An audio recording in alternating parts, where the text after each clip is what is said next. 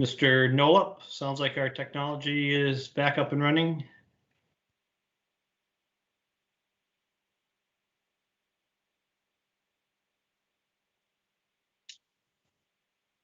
Great, that's awesome.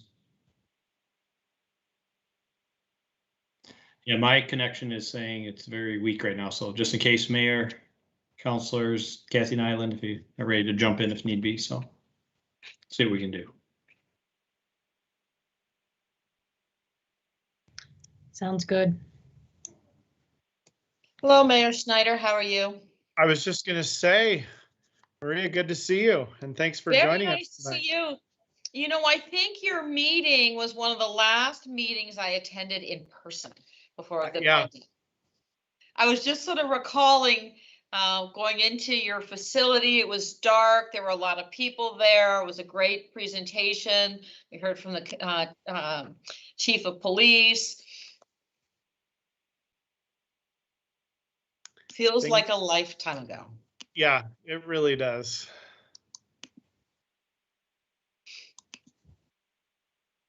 Hi, Youth Councilor Nog. How are you? I am doing well. I had a pretty fun day at school. I don't know what else I did today. Pretty decent day. How's your day been going? It's been good. A little hectic, but good. And Mr. Nolip, you'll let me know when we're ready to go.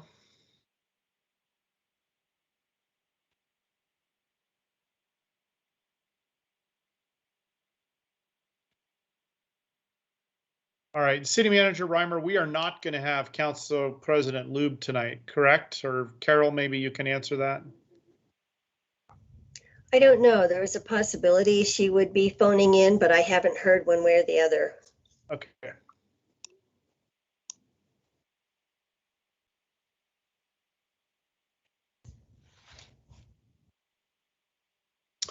All right, I will call this Tigard City Council and Local Contract Review Board meeting to order.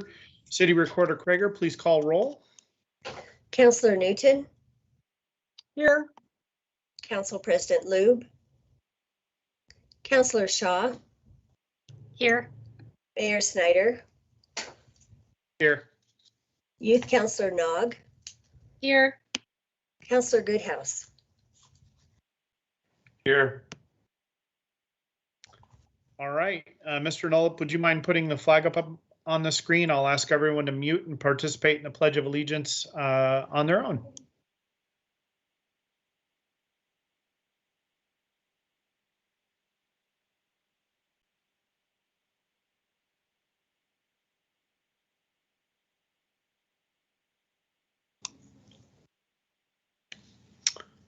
All right, thank you. And City Manager Reimer, I understand under non-agenda items, you've got a walk-on item that you'd like to bring forward as item 3B. Absolutely, Mr. Mayor. All right, we'll move on to public comment. Anyone that wishes to make public comment can do so by calling in to the following number, 503-966-4101. And those with general comments should call now to get into the queue. And with that, we'll go to follow up to previous public comment. Assistant City Manager Nyland. Good morning, Mr. Mayor and Council. So last week we did receive a request from a community member to allow Ridwell to start collecting recyclable materials in the Tigard area. We have received a number of these asks in the current months, and they align with Council's goals about resiliency to be bold in both word and in action. So community, we hear you.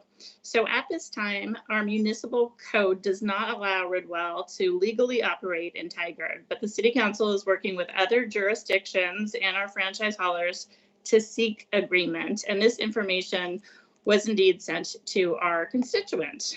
And as far as fun facts, so here we go. Americans buy nearly 600 million pounds of candy each year for Halloween.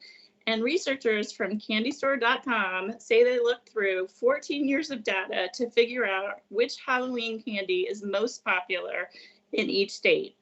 So according to the research, Oregon's favorite Halloween candy for 2021 is M&Ms. And our second place went to Reese's Peanut Butter Cups. Candy corn was third place, and I don't have a visual for that because I don't eat candy corn. And lastly, something to note, Oregonians give out full-size candy bars more often than most states. And 6 fun-sized candies roughly equal 1 full-size bar. That is my report for tonight. Thank you. Thank you, Assistant City Manager Nyland. And 600 million pounds divided by the number of people is a frightening amount per person. With that, we'll move on to our Tigard High School student envoy, Elise Butera. You on the line tonight? Yes, I am. Hello. Welcome. Hi.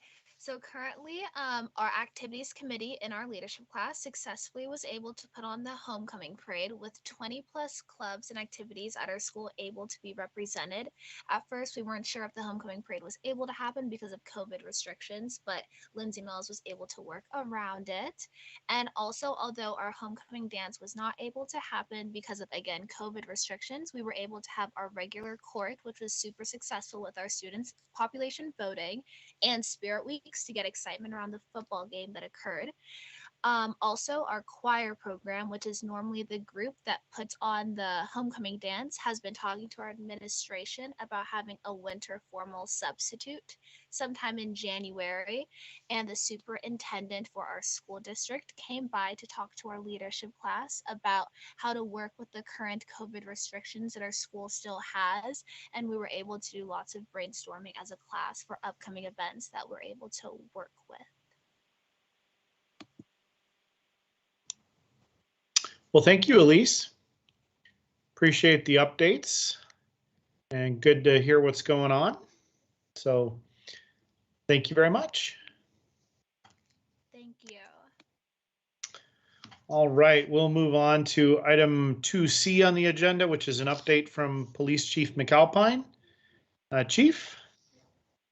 Good evening, Mayor and Council. I'm going to have to get some tips from Assistant City Manager Nyland on how to present in such an energetic, exciting way. But no, I'm just going to go with just the facts. So here we go.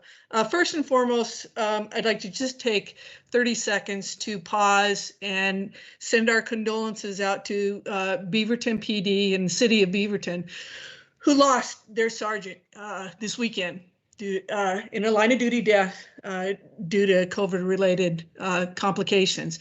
So he was brought home from the hospital through a procession yesterday. So he was formerly a canine handler, so some of our officers got to know him quite well. So again, I know you work closely with Beaverton, and if you weren't aware, just to make you aware of that. With that said, I'm going to focus on some of the crime trends that are going on. Again, this is a September dashboard. It shows that robbery is up. We had 3 as opposed to 0 in September of last year. What's significant about those is, and for our listening audience, robberies sometimes are the shoplifters gone wrong, where there's physical force and they turn into robberies. Unfortunately, this was not the case. These 3 robbery incidences were actual robberies with a weapon implied. If you recall, 2 of them were the couple coming from Main Street, walking on the Fannel Creek Trail. So that counts as 2. And then the other one, we did not know until about 5 days later that there was another incident along Main Street by probably the same suspects earlier that day, but wasn't reported until 5 days later. This is an active investigation and we have some promising leads, so I'll leave it at that. But we haven't had any incidences of that kind since that day. Burglaries other is our storage units. What we've learned under COVID and their changes in protocols and how you can register online for these units have caused people to use false identity to access and sign up for storage units and then break into them. And so that has ticked up quite a bit. And I'm sure our commercial crimes unit is working with them on, trying to modify some of their COVID protocols. Our calls for service are up. And just to give you, in almost every category, but the biggest jump is almost 500 is in our total dispatches. We're up to 16,000 as opposed to 15,590. Societal calls made about the same, 10,000. So we're only up by 50. Persons crime are up by about 200, so up to 1,968. Property is only up 23 with 2,227. And then our traffic, we've had about 200 more traffic related incidences from last year. With that, you know, our staffing is down. We're still at minimums with active military deployments, on-duty injuries, quarantines for COVID protocols, and then obviously a couple of long-term FMLAs. So that is still challenging us and probably will for the remainder of this year. And then lastly, DUI arrests are up, but again, that's really a highlight because we do have that dedicated evening traffic car who specializes in DUIs, and Officer Blinn has done a great job, and we are up 12, 9 from September of 2020 up to 12 this year. So he's doing a great job and get some dangerous drivers off the street. Next slide, please. And I know this is all near and dear to all of you, trying to keep track of what is happening. This particular encampment is only one of several in the Brown Natural area, sort of behind the library and between the bus barn of TTSD. This one has been posted. This is one individual who has created this particular mess, and it's spread out quite a bit. That will be cleaned up about November 1st or 2nd. There are others in there that are far neater, and we'll be working hopefully with Washington County because it's a much larger one, and we'll try and get the services. This is a known individual who we've cleaned up many encampments in different areas throughout the city, and they're all just about as bad as this one is. So again, sometimes pictures paints 1,000 words, and just wanted to let you know this is one that has been posted, and we will be cleaning this particular one up. And as always, I am happy to answer any questions. Thank you, Chief. Any questions or comments from the council?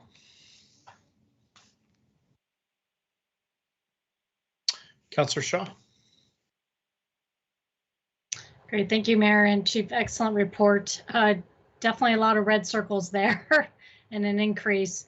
Recognizing that you're down in staffing, and hopefully at some point we can somewhat mitigate that to get some of those reds back to greens. But thank you again for excellent dashboard, and it was noticed.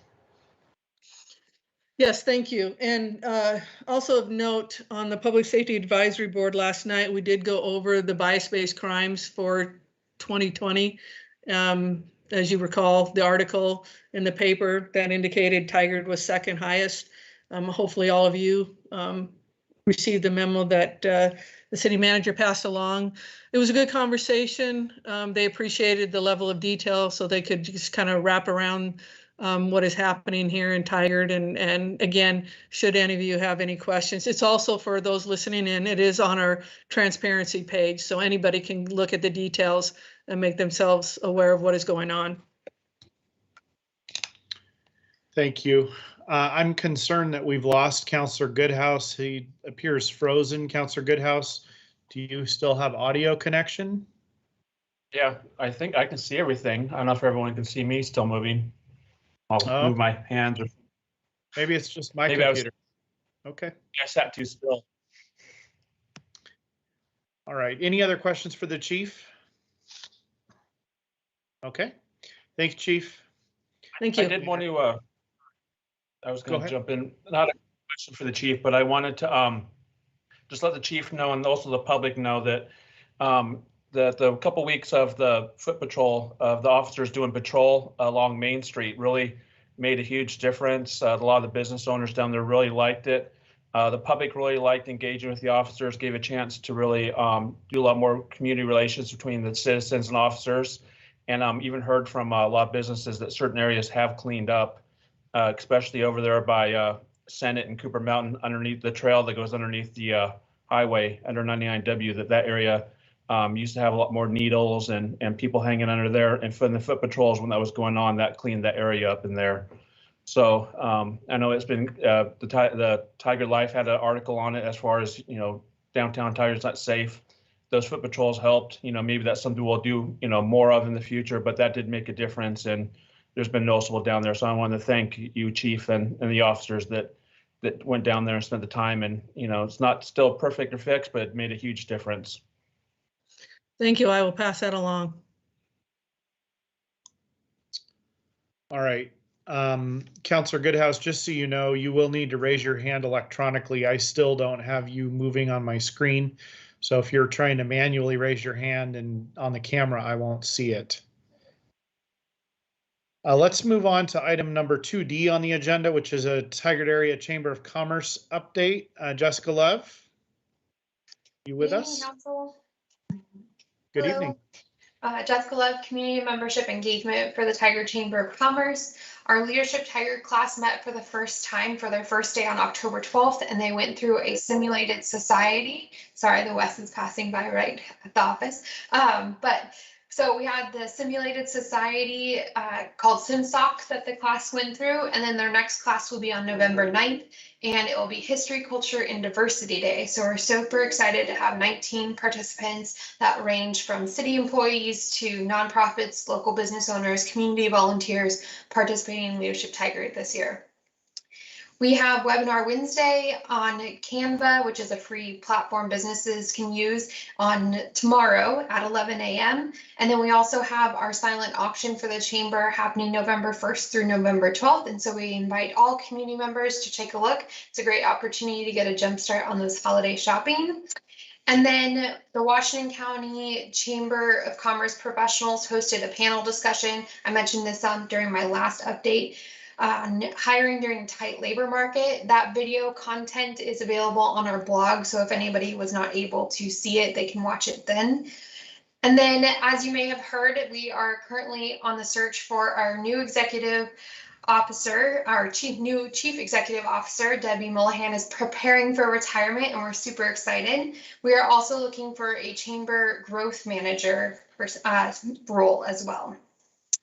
And then for the Tigard Farmers Market, we are having our last farmers market for the season this Sunday, October 31st in downtown Tigard from 9 a.m. till 1:30. And then if anybody is interested in becoming a vendor in the future, applications will be opening up for the 2022 season in January. For Tigard Downtown Alliance, the Tigard Downtown Alliance has decided to cancel the traditional trick-or-treat Main Street this year in just lieu of cautiousness of COVID-19. But there are some of the downtown Tigard businesses that are planning Halloween activities for October 30th. And then we are launching Shop Local Bingo on Monday, November 1st, and it will go through November 27th, which will be Small Business Saturday, and participants can get stamps on their bingo cards by making purchases at some of the participating local businesses. Another great opportunity to get a jump start on those holiday shoppings. That is my update for you today. Any questions?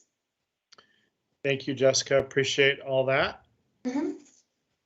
Any questions from the council? And I do understand that there's not a formally organized by the TDA or chamber event, but I do understand that there's a large number of businesses that are planning to participate. Councilor Goodhouse, you want to give a little plug on the Halloween event? Yes, thank you, Mayor. Yeah, there's about 18 businesses that are going to be doing the Trick or Treat Main Street, and so the businesses that do have flyers in the windows are ones that are going to be participating. The ones that don't will not be. And so, as it's mentioned, it's not a TDA or chamber event, but there is a good portion of them that will still be doing it, as a lot of downtown businesses heard from a lot of people that they missed that event, wanted that to have happen, and a lot of businesses enjoyed, dressing up or seeing the kids and handing out candy. So there still will be that going on for people that want to come down on Saturday, the 30th from 2 to 5 p.m. All right. Any other questions or comments for Jessica? Thank you very much. Good to see you.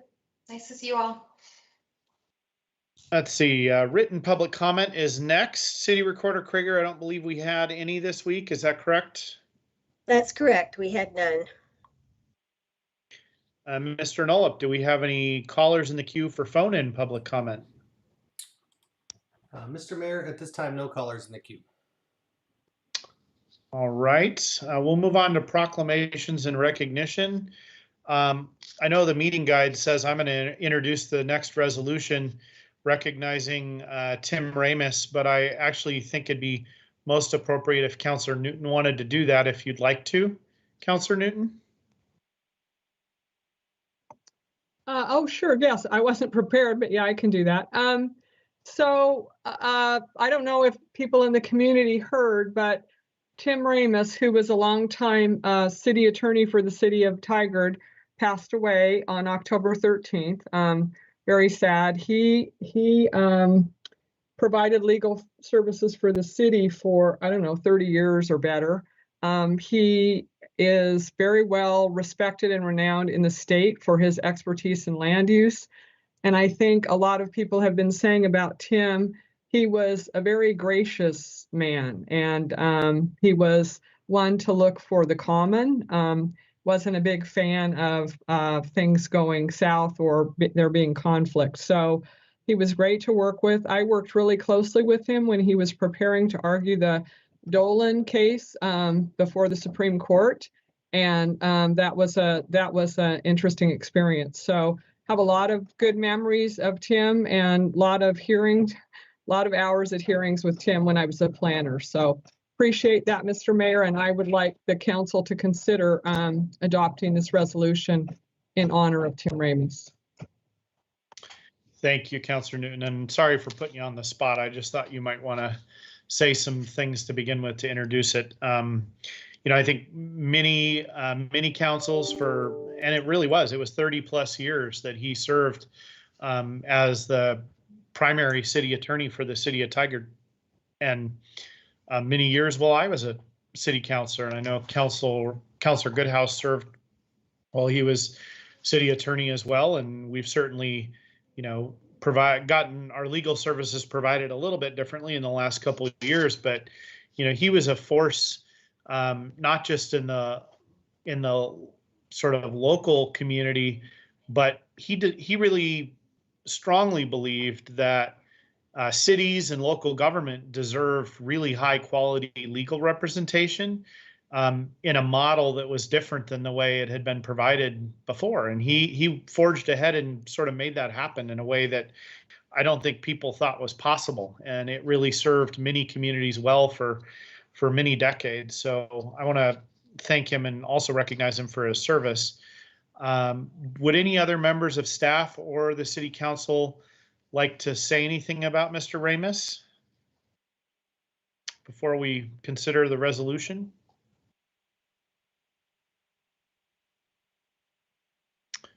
All right, does someone want to move the motion or move the resolution? Mayor, there's two people that want to have hands raised.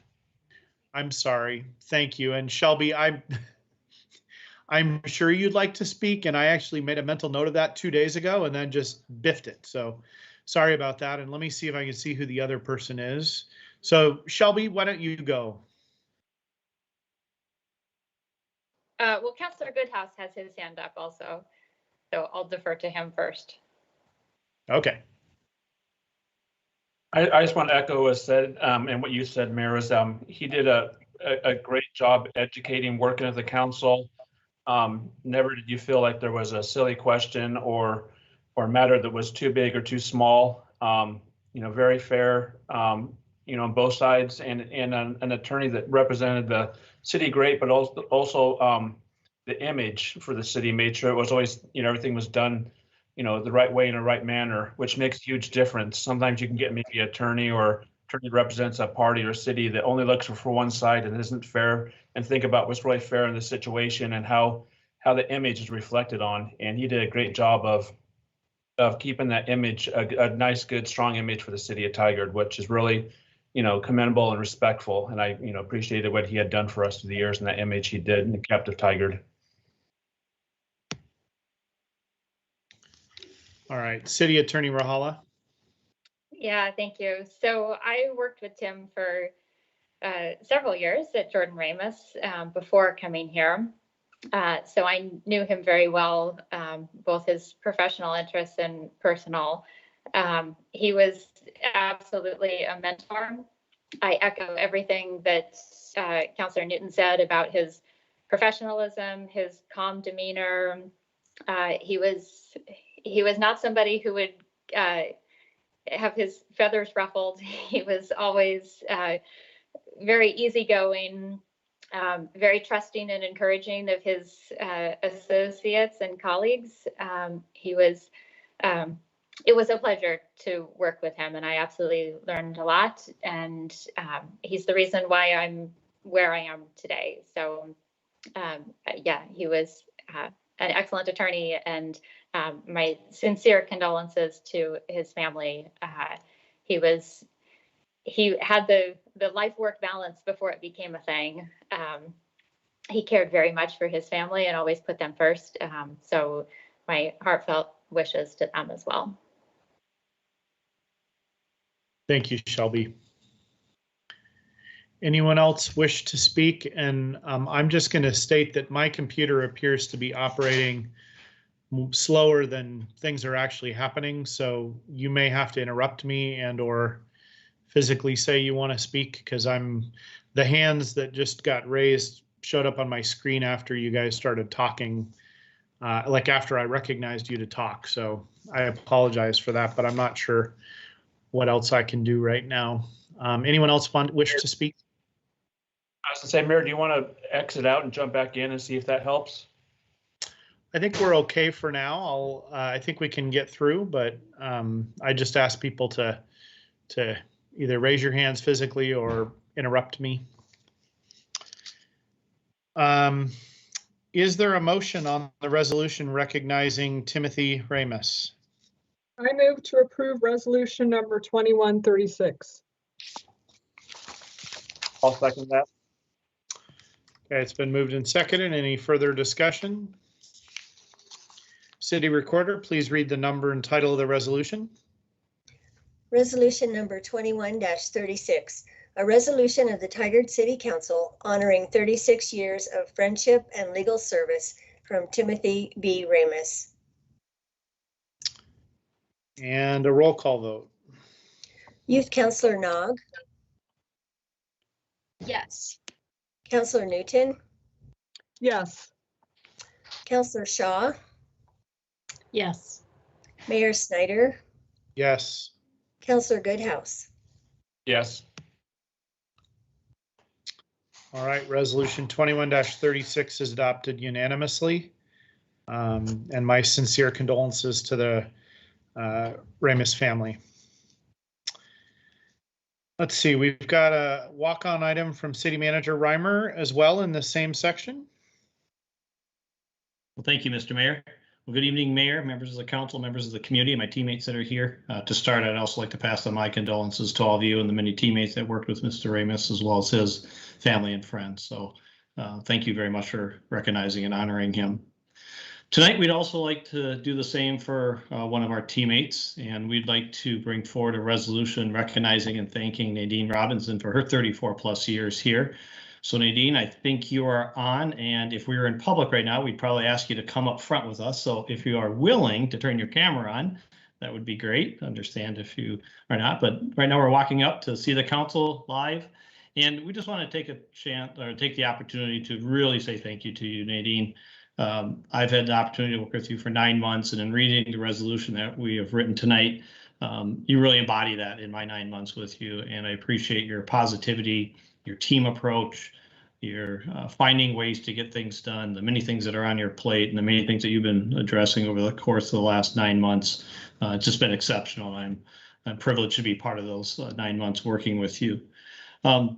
Tonight, we also want to have a few teammates share a few words, but before that, I wanted to read just one excerpt from the resolution to you and for all of you that says, Nadine has built a legacy of leadership excellence over the last 34 years that will carry on through her Tigard family coworkers. We are proud of the leadership, professionalism, and optimism that you've made a symbol of your public service to Tigard. And I think that alone really characterizes who you are and embodies what you've meant to this organization and community for the last 34 plus years. So with that, I'm going to turn over to Assistant City Manager Kathy Nyland to share a few words, as well as a few other teammates. Kathy? Thank you, Steve. Unflappable, professional, personable, competent, capable.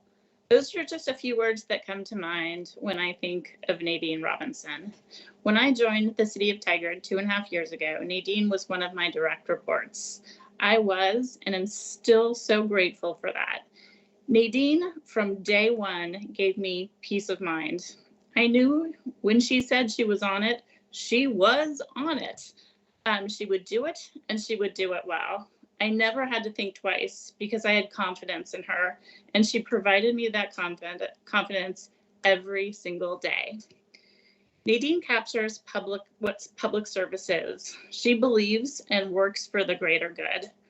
Earlier this year, we embraced the community promise, our 5 E's. Nadine is the epitome of excellence. That is who she is and what she does. Tigard has been lucky to have Nadine as part of this team for the last 34 years. I feel fortunate to have worked with her. We are a better place because of her. She raised the bar. That said, I raised my glass, or my coffee mug, which is full of coffee, to honor her. So thank you, Nadine Robinson. Thank you for all you have done and to the adventures awaiting you. So I will now pass the screen off to our communications manager, Kent Wyatt. Good evening, Mayor, Council. I am truly the luckiest person on this phone call. In my 13 years in Tigard, I've had the pleasure to work with Lorraine Mills, who was with the city for over 30 years, an incredible institutional knowledge, Councilor Newton, and at the time, Assistant City Manager Newton, and now Nadine. That experience has left an incredible impact on me, but more importantly, our community.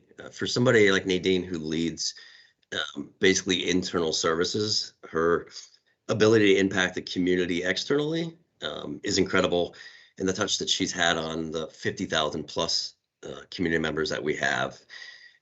In the 34 years that she's had internally and staff-wise, she's rocked some pretty incredible Halloween outfits that I think we will all miss. She was always top at that. And community-wise, her impact will be felt, as you've heard as the council in the last couple of years with the ADA plan and accessibility in our community.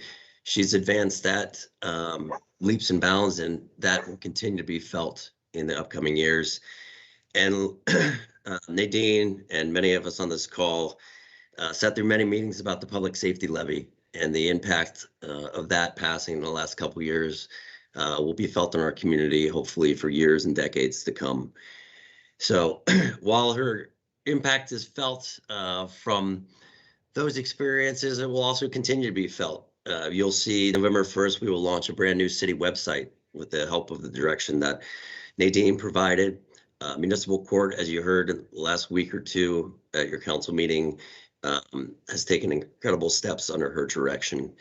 And then hopefully with her input on the CFC project and that continued discussion, Nadine's impact will continue to be felt on our community for years to come. So Nadine, I want to thank you for your efforts, the leadership that you provided this community, but also me in my role as communications manager. And I want you to rest assured that when you're out there learning how to windsurf or kite surf out in the gorge, we'll be continuing to grow as a community and becoming more accessible and inclusive for all of us. So thank you, Nadine, and Mayor and Council, thank you for this opportunity to say a few words.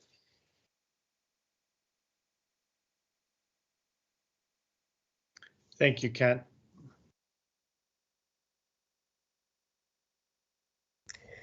This is Carol Krager, and I would love to add a few words. Can you hear me all right? We can, go for it. Okay, so I've been here 15 years, and Nadine has been my direct supervisor for 7, but I've been watching her all that time. And one thing that really made an impression on me is her willingness to accept challenges. And, you know, whether it's bringing on a new program such as passports or photo red light, making changes that help people such as ADA, working with the senior center, anything like that. She is, she's just willing to go and take it on. If she doesn't know about something, she's all about learning. Her attitude is just amazing. Can do, optimistic, ready to join a team. And I hope that this is rubbed off on us, because she also has incredible institutional knowledge. And we've been able to turn to her with questions about many things, you know, when a program started or why the city does a certain process. I'm really concerned that we won't have that anymore. She might consider changing her phone number when she leaves, because we're going to have to figure things out on her own. You know, I agree with Kent. She had the community top of mind. When you would go to her with an idea or a process change, she would always say, you know, how does this support communication? Does this increase service to the public? She really, she cared about everyone and wanted the city to be absolutely top notch in providing service. She's a dear, dear person, just a wonderful human being, and she will be missed very much.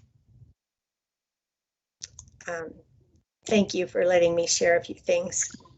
Thank you, Carol. Hello, Mr. Mayor, this is Kevin. Oh, I'm sorry, go ahead, Kevin. Go ahead, okay, thanks. Mr. Mayor and Council, thank you for the opportunity to share some thoughts about Nadine. And all that I can say is, wow, 34 years, child labor laws must not have been enforced back then. But, you know, a few years ago when I was told that Nadine was taking over Fleet and Facilities, I was a bit ambivalent. I was relatively new to the city and had good support from Public Works, and I worked fairly autonomously, just keeping my head above water. And then from the first time I met Nadine to discuss Fleet and Facilities divisions, I was surprised, and I actually was pretty intimidated. She asked more questions than I'd ever thought that anybody could ask about Fleet and Facilities. Her level of interest and her commitment to learning how these divisions functioned and how the staff was doing, and what could be done to make things better was just off the chart. She immediately got a contract in place for the facilities condition assessment, and that continues to be the guide for facility work and budget forecasting for facilities. She was engaged with Fleet and Facility staff and helped the team navigate some really challenging situations. And during all this, the kicker really is that Nadine was doing this with all her team and giving the same level of interest and direction to the other divisions in her hugely diverse central services portfolio. Nadine is down to earth and she's easy to talk to.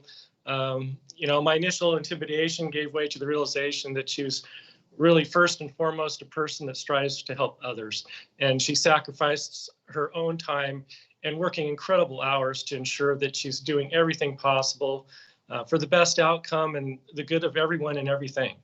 And like Kent and Carol said, you know, Nadine is going to be greatly missed by all of us that have had the pleasure and honor to work with her. She's been a great influence on me. She's a role model and a leader that leads by example. And as public service, we all strive to provide our best for our taxpayers in our respective fields. The Tigard citizens that have questions about how we're performing our duties in the city need to look no further than Nadine Robinson to be assured that the city has wonderful, hardworking, and dedicated people that are committed to excellence and ensure that the city's doing the best job possible. Nadine has instilled these values and the highest standards of professionalism to us that are lucky enough to have worked with her, and our citizens are undoubtedly better served because of her tenure here. But her absence is going to create a huge void for us, and it's not going to be easily filled. So Nadine, thank you for all that you've done for me. And on behalf of myself and the Fleet and Facilities team, we wish you and Dave the best. Hello, this is Carla Bance. I just want to say a few words, even though I'm the newest team member of Nadine's team. I've known Nadine for many years. We've done many core conferences together. And I won't even say how long it's been. But never thought in a million years we would be working together here at Tigard. I just want to thank you, Nadine, for all your leadership, your kindness, and being there and listening to me, and all the time that you do listen to me. Also want to thank you for the opportunity to hiring me as the court supervisor and let me lead this court team. Also, I want to congratulate you on your retirement and all the best and all your new adventures with you and your husband and the future. And the court team is going to miss you because you're always willing to jump in and help us all out, considering we're always short-staffed over here. So again, we're going to miss you terribly. And thank you, and have a wonderful retirement. Are there any other team members that would like to speak? Because then I will allow the council to speak, and I have some things I'd like to say too. All right, Nadine, I just want to recognize you on behalf of the city in its entirety, and frankly, the council and the many members of the council over the last decades that you've interacted with. You know, you, as many have pointed out, you supervise and have made a lot of areas in the city function well that may be somewhat invisible to the community, but if they weren't being done well, it'd be a big problem. And you've, done a fabulous job in the years that I've worked with you.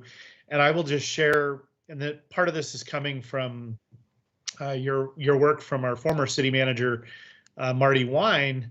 She and I would frequently, because we both are in organizations where we manage other managers and supervise other managers. One of the conversations we would frequently have when we were trying to figure out how to address a problem or help teams that were either not getting along or working together, we would sort of evaluate, is the person in that role, like the director or manager, are they, and I'm going to use quotes here, a good manager? And that meant a lot of things to us. It meant that you were really good at coaching people. It meant that you knew how to lead and manage people's performance, set high expectations, hold people accountable, make stuff happen, be innovative, solve problems, all kinds of things. And that was all encapsulated in good manager, okay? And what I want to say about you is that Marty didn't say you were a good manager. She said you were a really good manager. So there was sort of a modification of the good manager, yes, no kind of thing to recognize that you were exceptional. And I just want you to know that. Other members of council? Thank you, Mr. Mayor. This is Liz Newton and Councilor Newton. And Nadine's become a really good friend of mine, and I'm grateful for that. I'm sure she's sitting there thinking, geez, I thought I was just going to slip out, but I can't see her face, so I don't know. Anyway, a lot of people have said things I would say about Nadine, but I really felt honored to supervise her for a couple of reasons. Number one, she was very supportive and gracious towards her staff. She expected them to do well, she helped them to do well, and she knew what they were capable of. And I think her staff appreciated her confidence in them. At the same time, as her director for a few years, I remember a time that I didn't handle a meeting when I was having to announce something unpopular to my staff as graciously as I might have. And after the meeting was over, Nadine came in for our regular meeting, closed the door and said, "What were you thinking?" And I said, well, apparently I wasn't. So I always was struck by how she could be honest, direct, forthright, at the same time, very gracious and supportive.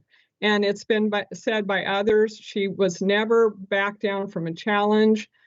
She was creative. She's creative. She has the best interests of the team and the community at heart. And I echo your sentiments exactly, Mr. Mayor. I think Nadine was the best manager I ever had the honor to work with and supervise. So I'll be seeing you again soon, Nadine. Thank you so much for your service to the Tigard community. And I'm grateful to have worked with you all those years and to consider you a good friend. Thank you. Councillor Shaw.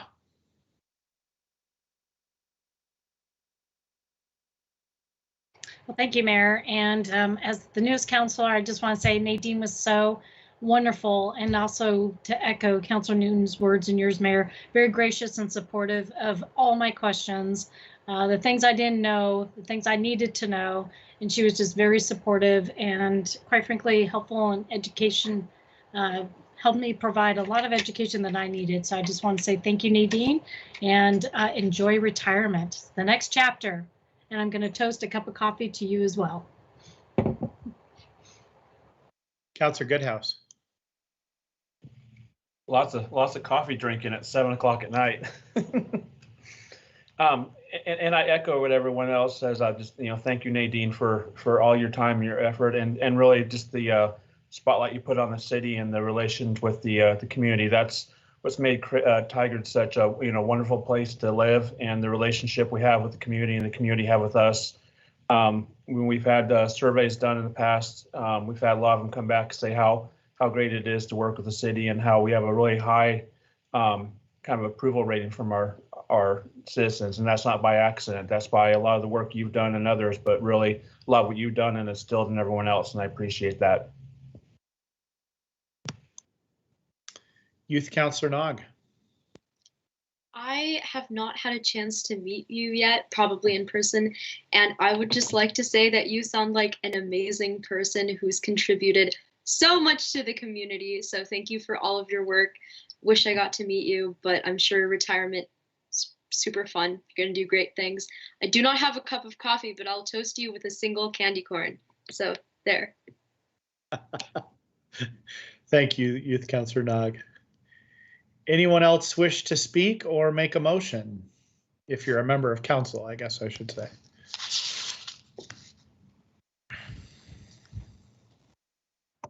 I'll move to approve resolution number 21-37. I'll second the motion. Okay, it's been moved and seconded. City Recorder, read the number and title of the resolution. Resolution number 21-37. A resolution recognizing Nadine Robinson for 34 years of devoted service to the city of Tigard. And a roll call vote. Youth Councillor Nog. Yes. Councillor Newton. Yes. Councillor Shaw. Yes. Mayor Snyder. Yes. Councillor Goodhouse. Yes. All right. Resolution 21-37 is adopted unanimously. And Nadine, once again, congratulations on your retirement. Did you want to speak at all? I want to give you an opportunity if you would like to speak. Sure. I'd like to just take a minute and thank everyone for your very, very kind words. This was unexpected, very touching. So I appreciate it. But the other thing I wanted to do was just thank the community. It has been such a great career here. Like, I have loved every moment of it, and just having all the opportunities that the city has given me. It's when people ask me what I like about Tigard, I tell them, if you're willing to say yes, you will always learn, you will always grow. And to me, that is the best kind of work environment that you can have. So as I move on to my next adventure, and it really may include windsurfing, I just want to thank you, council, mayor, and also my colleagues here at the city and our community for allowing me to serve and to be part of it for the last 34 years. I appreciate that. Thank you, Nadine. You will be missed, but not forgotten. All right, we're going to move on to item number 4 on the agenda, which is the consent agenda, both for the Tigard City Council and the Local Contract Review Board. The consent agenda is used for routine items, including minutes and approval of contracts or intergovernmental agreements. Information on each item is available on the city's website in the packet for this meeting. These items may be enacted in one motion without separate discussion. Council members may request that an item be removed from by motion for discussion and separate action. Tonight, we are going to be on the consent agenda. There's a local contract review board action to consider a contract award for Dirksen Nature Park trail and parking lot improvements. And I believe that is the only item. Is there a motion or questions on the consent agenda? No questions. I'm happy to move and approve the consent agenda. I'll second that. Okay, it's been moved and seconded. City Recorder, roll call vote, please. Counselor Newton, Yes. Counselor Shaw, Yes. Mayor Snyder, Yes. Counselor Goodhouse. Yes. All right, consent agenda is approved unanimously by those present. Let's see, we'll move on to item number 5, which is to receive a presentation on Portland General Electric resiliency efforts. Management Analyst Ramos, I think you're introducing this, and then I know we've got a number of people, including the CEO of Portland General Electric, with us. Yes, that's correct, Mr. Mayor and Council. Good evening to everyone on the call. Today we are welcoming Troy Gagliano, Local Government Affairs Manager, Bill Messner, Director of Wildfire Mitigation and Resiliency, Maria Pope, President and CEO, all with Portland General Electric. They'll be talking about their various efforts on resiliency and working with the electrical grid. But before I hand it over to them, I did want to just offer a quick update on our own community resiliency planning. As I mentioned at the update back in September, the website will be launched after the November 1st launch of our new website. I wanted to avoid a situation where we created a website with all foam and no beer for the community. So we'll be able to track progress on this council goal, put out that resource hub for community members, update on electrification of our fleets, and community engagement opportunities. Our kickoff meeting with the Sustainable Solutions Group, who will be helping us through the climate planning process, is next week. So that is a very exciting and important piece of our planning. And then, of course, Climate Champions with Youth Councilor Nog has been a tremendous success in engaging our youth and having them be an active voice in the planning. So with that, I'm going to share my screen and hand it over to Mr. Gagliano. Thank you, Eduardo. Hi, everybody, Mr. Mayor, Council, and City staff. Thanks very much for having us. I'm Troy Gagliano, your local government affairs contact for the city. It's good to see you all, and thank you for a few minutes here. We know we don't have too much time, but we do appreciate your tight schedule. Joining me will be Maria Pope, our CEO and president at PGE, and then also Bill Messner, our director of wildfire mitigation and resiliency. As you know, with the ice storms and forest fires of last year, it's been quite a stretch. So Maria and Bill are going to provide you with some lessons learned after those events, kind of share what we're doing to enhance resiliency, and then discuss overall strategy around our resiliency and emergency preparedness. So thanks again for your time. And with that, Maria, I'll pass it on to you. Great. Can you hear me? Can you hear me? Can. Okay, good. Thank you very much. It's a pleasure to be with all of you, and it seems like such a long time since we've seen each other in person. I will tell you that the spirit that I've just witnessed and watched this evening truly is heartwarming. The care for your coworkers, the care for their families, care for the community. The fun. I've learned more about Halloween candy this evening than I ever knew, and it's just a pleasure, and it reminds me of really why I love living in Oregon, and why it's so important in the work that we do in supporting our customers, your community members, and we're just incredibly grateful for your leadership. So thank you. If, looking on this slide in front of us, you can see tremendous ice, you can see the fire, you can see the pictures of the pandemic. And I don't have to tell all of you that truly the last 18 months or so have been unbelievably historic. And we as a utility have grown. We are so much better today than we were when the last time we spoke. We are more reliable, we are more resilient, we are smarter, and we're even greener. I would also say that we're much more humble. We have learned so much in terms of what Mother Nature can provide. And if you look back at the February ice storms, a once in a 40-year event that was devastating and caused tremendous damage. We knew this was very difficult for customers, particularly in the Tigard community. And we really appreciate the partnership with all of you in working through that. We also, this time last year, we're just recovering from unbelievable wildfires. We had a large amount of our operations burned, particularly a transmission line that goes up sort of through the backside of Mount Hood. We had a number of buildings that was part of our sort of a historic old hydro facilities. And many of our employees also were evacuated or packed to evacuate. In fact, almost 20% of our workforce.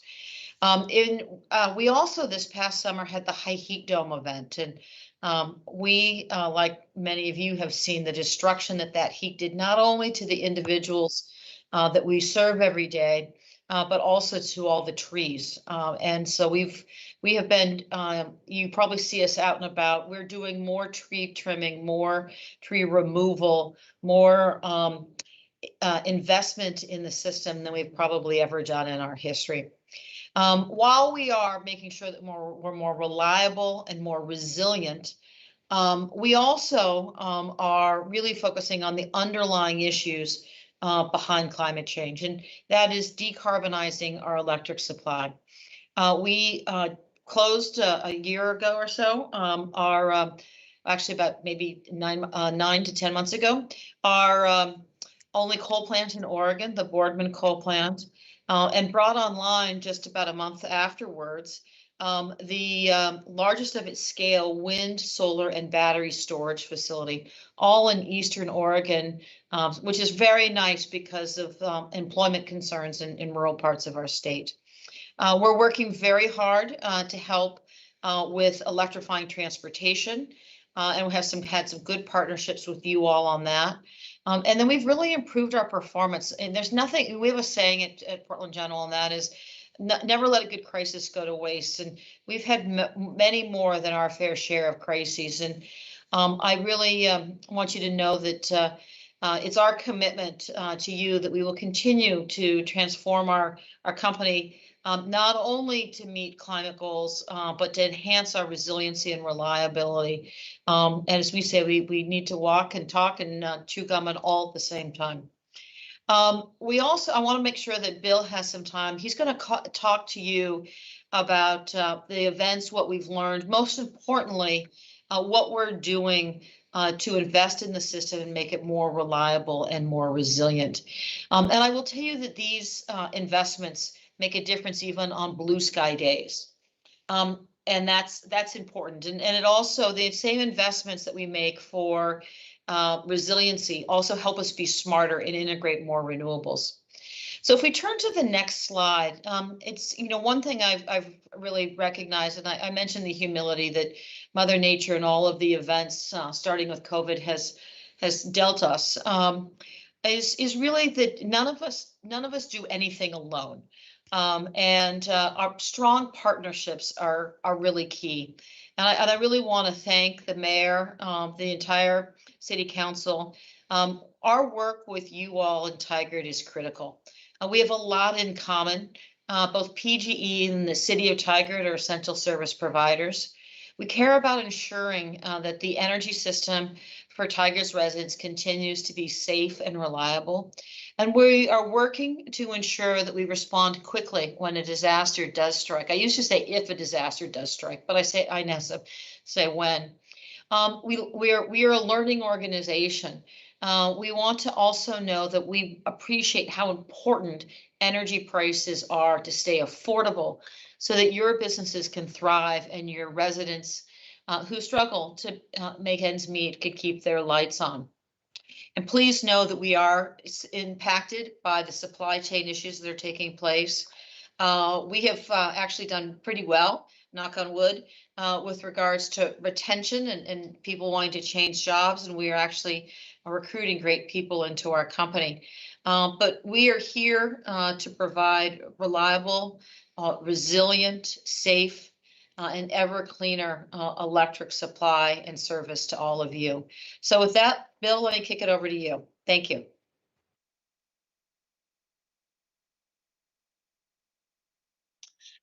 Thank you, Maria. Yep. Thank you, Maria. And yeah, if we can get to slide 4, please. I don't know if I'm a little, there we go, perfect. And then thank you to all of you for allowing us to be here today to present. I'm going to do a little deep dive into the ice storm that we had in February. And this storm was unlike things we have seen in decades. But just some of the things I like to point out is that it was multiple storms that came in, and it ended up giving us about 1.5 inches to 2 inches in some cases of ice. And that's one of the images that you see there. That is an actual one of our wires with ice caked on it. And just to kind of, about 1 inch of ice for every foot is about 3 pounds. And our spans of wire are about 300 feet typically, and you have 3 spans of wire. So very quickly that becomes an extra 1,000 pounds on those distribution poles. And as quickly as we were restoring power, we would have kind of the next image that you would see there. We have another tree come down and take power out again. And we had a great partnership with what you can see there is Chemeketa City Community College, in which we were able to have a lot of our responders come in and be our staging site. But our highest hit counties were Clackamas, Marion, and Yamhill counties. We had more crews on our site than in our 130-year history, about 400 in total, and they came as far as Canada and Colorado to help our customers. And we had great regional utility assistance as well. 17 regional utilities helped us. And that's what's really neat about our industry. We have mutual aid agreements in which we are very quickly to help one another. And that's what really is a key part of our resiliency. And with that, I know we have a short period of time. So why don't we go to the next slide, please? And with every event we learn, and Maria's already mentioned this a little bit already, but we learn from every event that we have. It's either from a tabletop exercise to the real life events that we experience. And we've had, unfortunately, a lot of opportunity, as Maria stated. It's not if, it's when these things are happening. But some of the things I want to point out is that we are really building our grid. We think one of our really key points for resiliency is automating the grid and bringing it up to new capabilities as technology continues to increase. Some of those capabilities are we are piloting technology that can pinpoint issues with our equipment prior to us finding in a traditional means. So we have the ability to intervene quicker. And then we also are testing a technology that when the system does fail, it can pinpoint where that is, and we can send a crew there directly and fix it instead of sending some reconnaissance group to go out, find out what it is, and then dispatch. So all of that is adding a quicker response for our customers.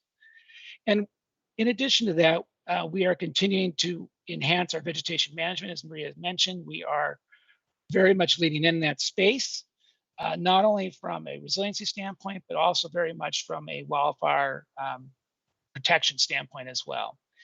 And then we have increased our fitness inspection. So in any area that we deem as a high risk area from a wildfire perspective, we are doing annual patrols in there annually. And then we are when we're seeing things, we're fixing things. We always want our system to be as in its best shape as practical and when we find things, and always do those repairs. And with that, that kind of leads us into this next slide.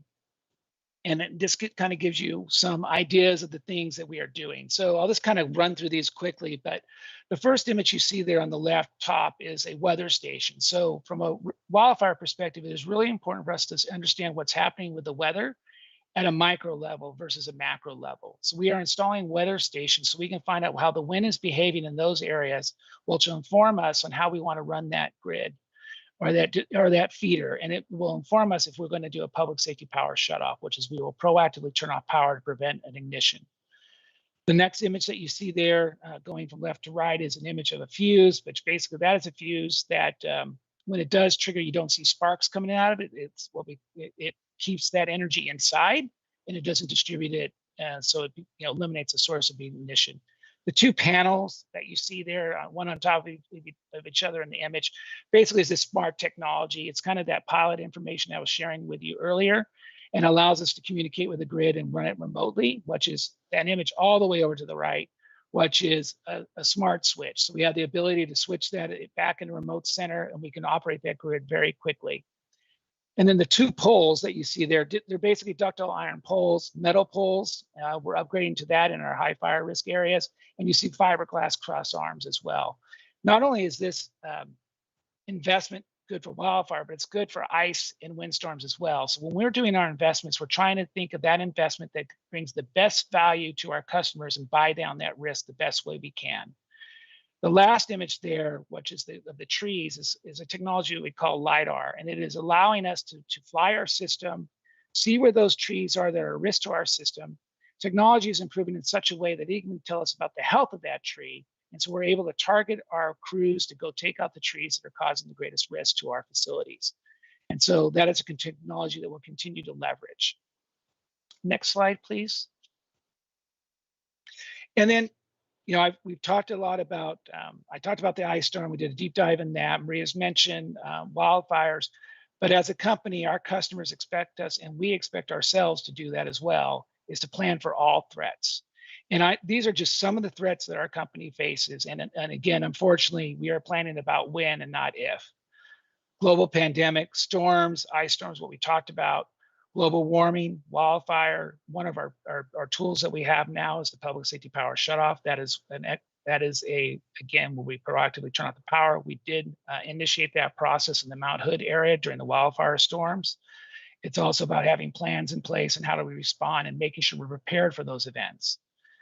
Unfortunately, we're in a world where cyber and physical security threats are real. Think Colonial Pipeline. And so we have invested heavily in our IT infrastructure to prevent cyber attacks. We actually test our employees very periodically about phishing. So we give them phishing emails, and do they take the bait? They take the bait. We have we coach and we coach. So they are front line of defense, and that's how a lot of bad actors get in, is through the email system. And then we have physical security as well. We have invested heavily in our assets with a new security system about who can get into our facilities and how we can watch our facilities as well with a camera system. Cascadia, a large event, again, we're planning for. And then the last slide there is just this regional, we're part of a regional grid. So we're part of 11 Western states plus Canada. So we're not Texas that wasn't isolated. So we have the capabilities to bring in power from many different avenues to serve our customers. With that also is that we have to be very mindful of what's happening in those states, so we know how to run our grid and where our resources are coming to serve our customers. And then lastly, at the bottom, just real quickly, is that we have emergency planning exercise. We are a NIMS company, our National Incident Management System company, so we are able to talk the same language that your fire departments and your first responders talk. So we are not talking past each other.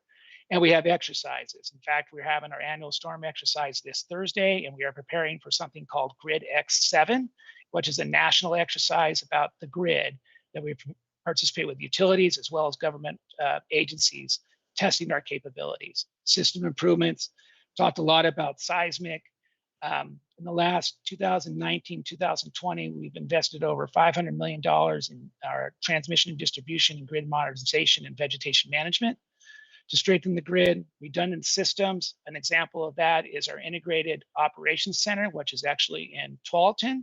It is a building that is designed to withstand a Cascadia event, and so we can withstand that event and be capable and being ready to bring back the grid as quickly as possible for our customers. It is actually built on a moving foundation, and it has water and backup power as well. And then strategic partnerships. Really, this is a great example of that. We want to have relationships developed now and not in a time of crisis. We want to take advantage of a crisis to always move things forward, but we don't want to take advantage of that crisis to develop relationships. We want to do that today. And so you know who to talk to, who to ask questions of, and what you need to get things done for your community if there is an event. And with that, let me turn it back over to Maria, and I think we have a little bit of time for some questions.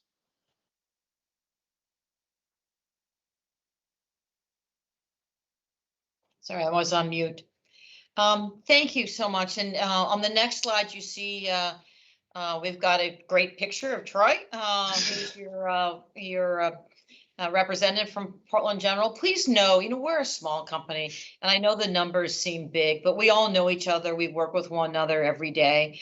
Working with Troy means you're working with our entire company.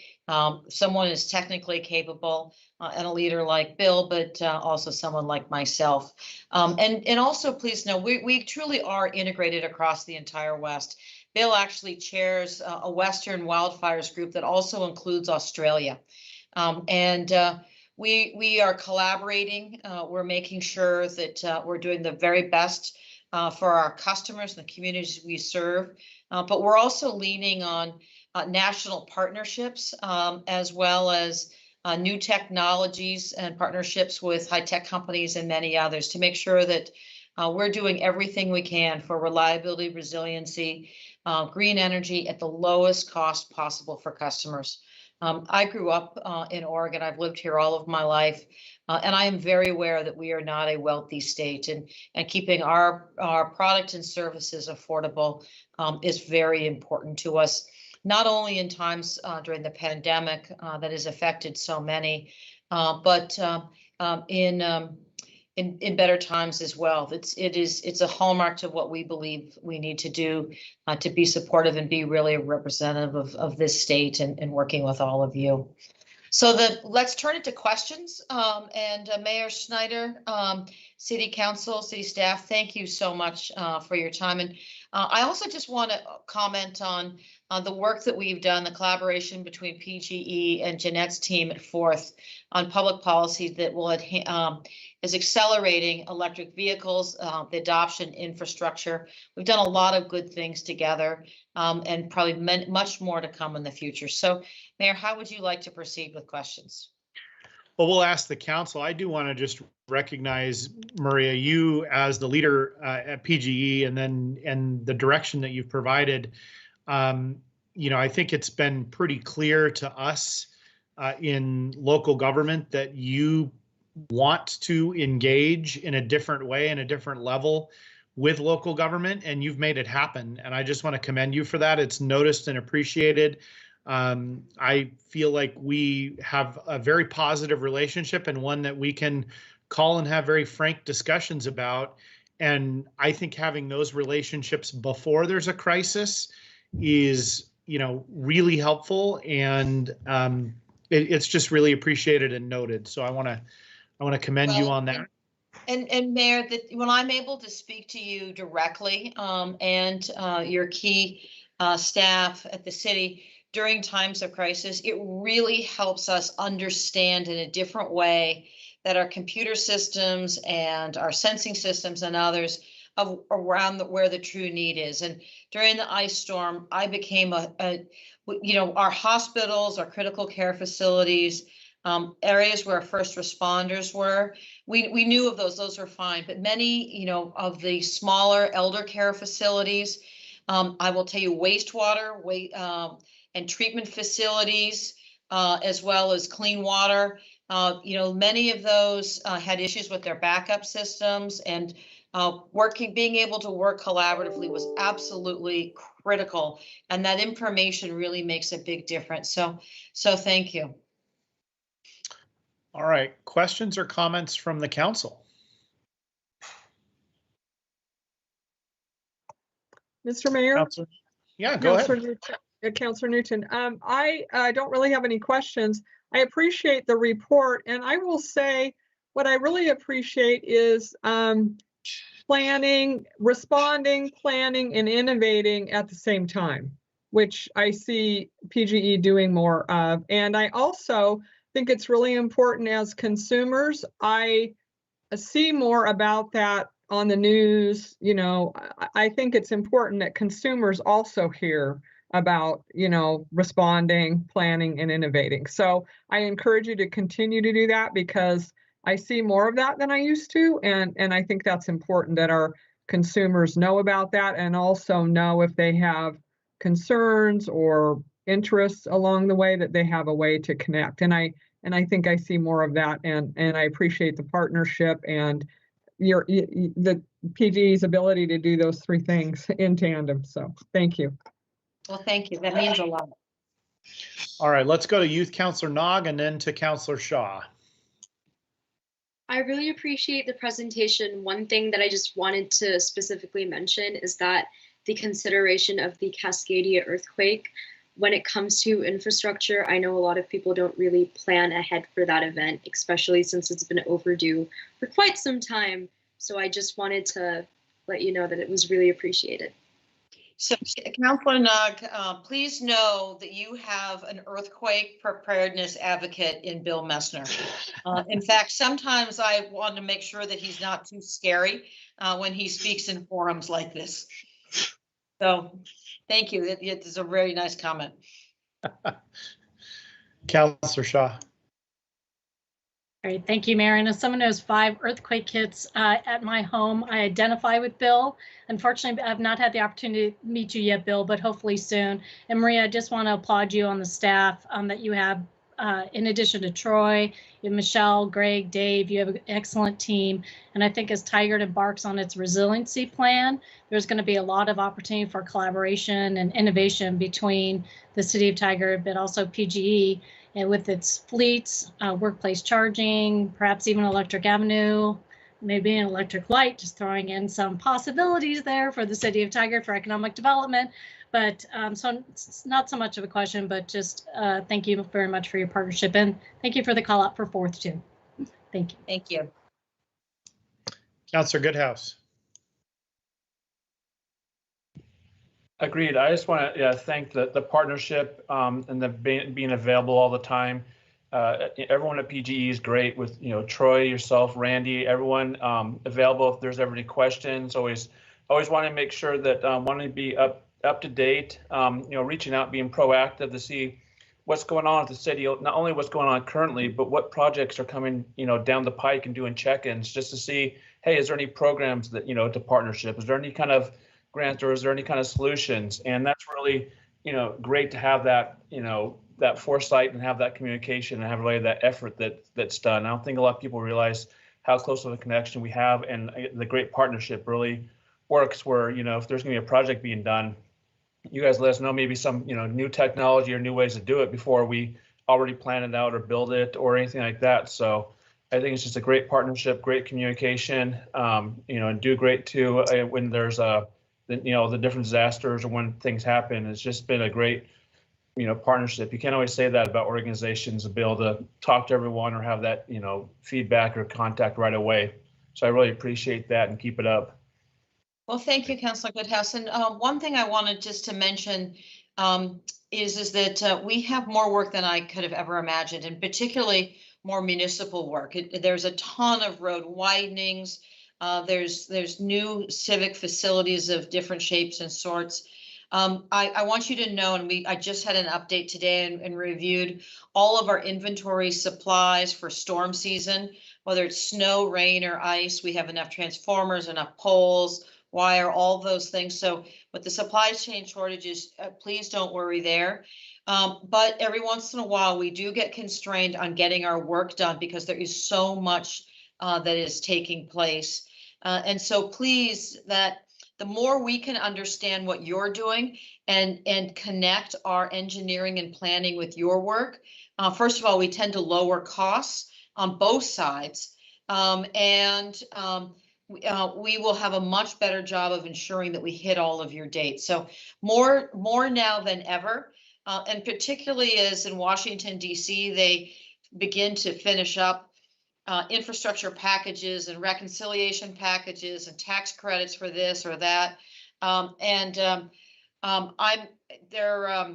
There's going to be a lot more work that we're going to be doing. And please know that we are moving our engine up, but there are some constraints, and I want to make sure that we're getting your work done, so that more communication we can have, the better. Thank you, Maria. Thank you. Any other final comments or questions? Well, thank you very much, PGE, your whole team. Appreciate the presentation tonight. And we are going to move on to the next item on our agenda, which is to receive a 2021 Streets for People program report. Planner Roth.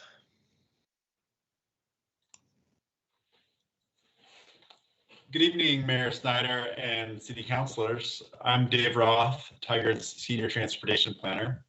I've got an informational item for you tonight. It's a briefing on the Streets for People program, and I'm going to go ahead and share my screen. As I'm sharing my screen, I'll mention that when I was putting together this presentation, I was intending to mostly cover the 2021 season, but then I realized that we hadn't provided a briefing or information about the 2020 season as well. So you're getting a twofer tonight. Hope that's okay.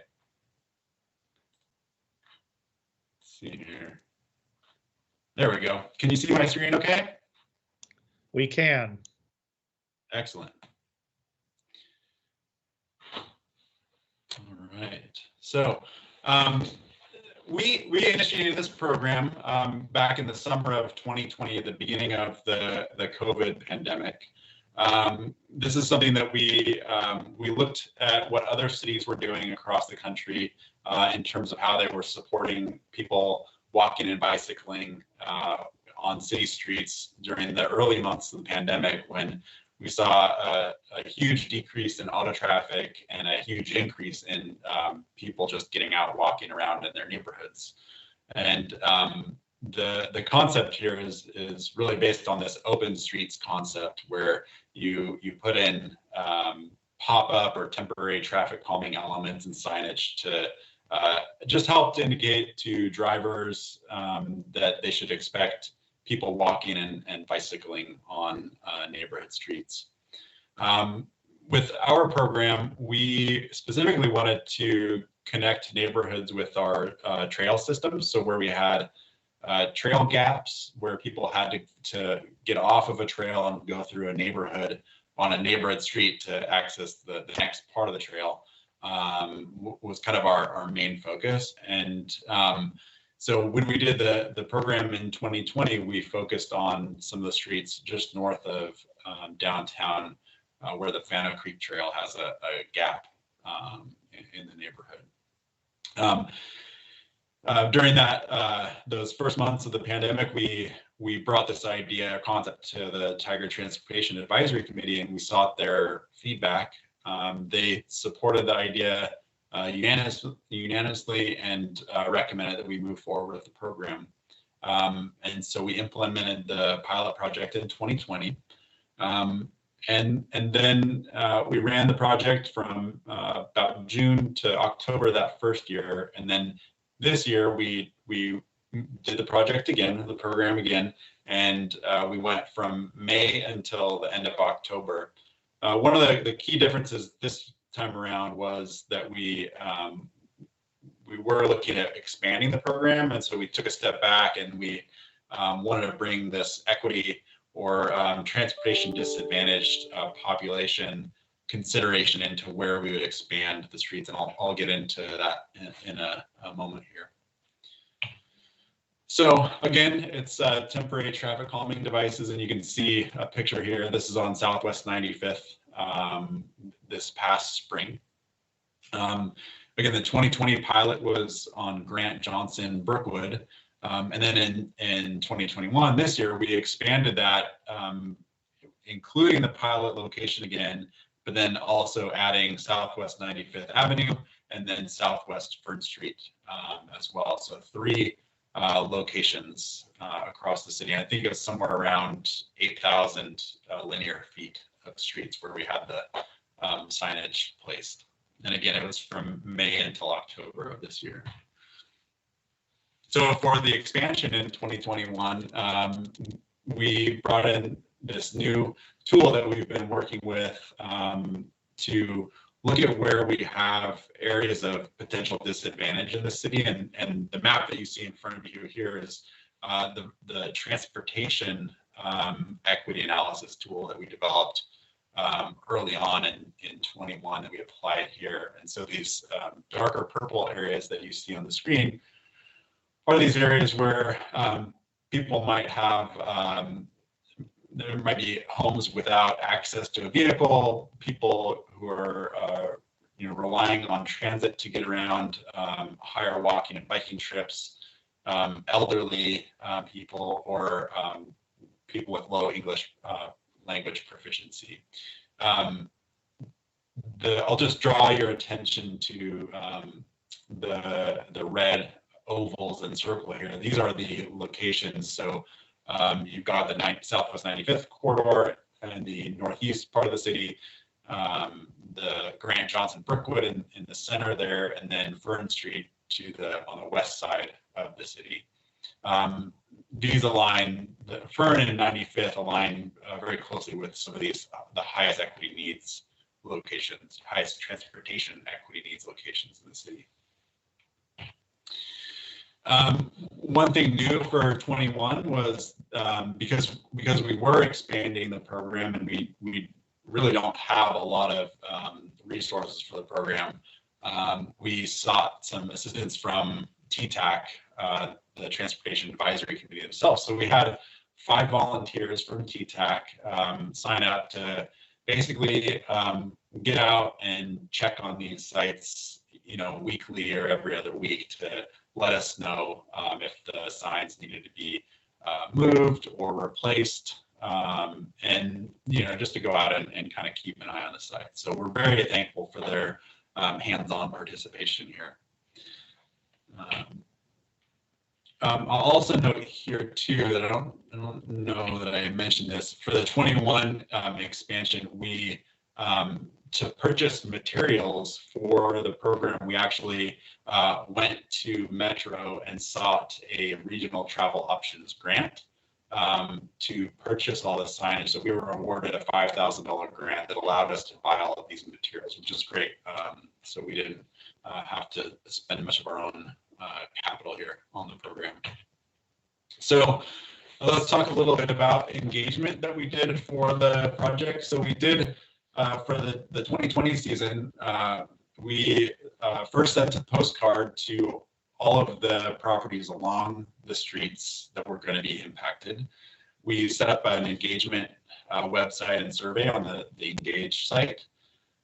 We also had a consultant on board who helped us with our social media programming, and we had the consultant also go out and do intercept surveys with people, and this is an image of one of those intercept surveys. The consultant put together an engagement report for that 2020 season, and I'll share some of the learnings from that report in a moment. For the 2021 season, we did the same with the postcards. So we sent postcards to all of the properties along the impacted streets. We used the same Engage page and a similar survey this time around. And then we also did social media postings at the launch of the program. So what did we hear? So in 2020, we did those intercept surveys, and what we heard from respondents was that overall, the experience was generally positive. Most respondents believe the program makes Tigard a more livable community. And then about half of the respondents, they liked the idea of program expansion, and then a smaller number suggested that they did not think it needed to be expanded. This was again in relative to the pilot location that first year. So on the website in 2020, so we had the website running from April through October. We had 172 total page visits and 36 survey responses. This past year, same time period, we had 287 page visits and 34 survey responses. So more people visited the page, maybe got the information that they needed about the program. Slightly fewer people actually took the time to take the survey. So what did we hear? So the first question was, how have you experienced or traveled on one of the Streets for People locations? And in 2020, 53% of the respondents were walkers, 25% bicyclers, and 22% were drivers. This past year, slight reduction in walking, so 50% were walking, pretty significant reduction in bicycling down to 11.8. And then a pretty significant increase in the respondents who experienced driving at 38.2%. And then how satisfied are you with your experience using the Streets for People? So in 2020, 63% were very satisfied or satisfied, 22% neutral, 30% unsatisfied or very unsatisfied. And then again in 21, reduction for, in the very satisfied or satisfied down to 32%, 27% neutral, 40% unsatisfied or very unsatisfied. And then I've pulled some quotes because we did have an open-ended question that people could respond to. You know, we got a wide range of responses here. You know, hopefully this will make walking on the very busy and dangerously narrow Fern Street safer. Thank you. It took a while at first for me to realize it's even connected. Signage could be better. Now that I know it's here, it's nice. No sidewalks, but it works. During the pandemic, there have been even more folks out walking. The signs are friendly. They give walking a sort of validity that is helpful in our neighborhoods that lack sidewalks. My husband and I decided to change up our daily walking routine. We decided to walk the Fana Creek Trail system. Our reluctance in the past has been walking on the street. However, we've been very impressed with the signs cautioning walkers and drivers. Overall, I see people slowing down and we feel safe. Love the fact that the city of Tigard is focusing on making our area so walkable. The signs are too far into the street on an already too narrow road, making it unsafe for everyone. That road has minimal lighting and no sidewalk. It is beautiful, but without further safety measures, it should not be used for both cars and even more pedestrians. So I wanted to share with you some of the challenges we had, particularly this past year with the expansion. So we had a pretty significant problem with ongoing vandalism and theft of signs, primarily on Fern Street, and then a little bit later on in the season on Southwest 95th, less so on in the pilot area this year. And, you know, it's just an issue, a resource load for monitoring these sites and then getting out there and replacing the signs that were either vandalized or cut off and removed.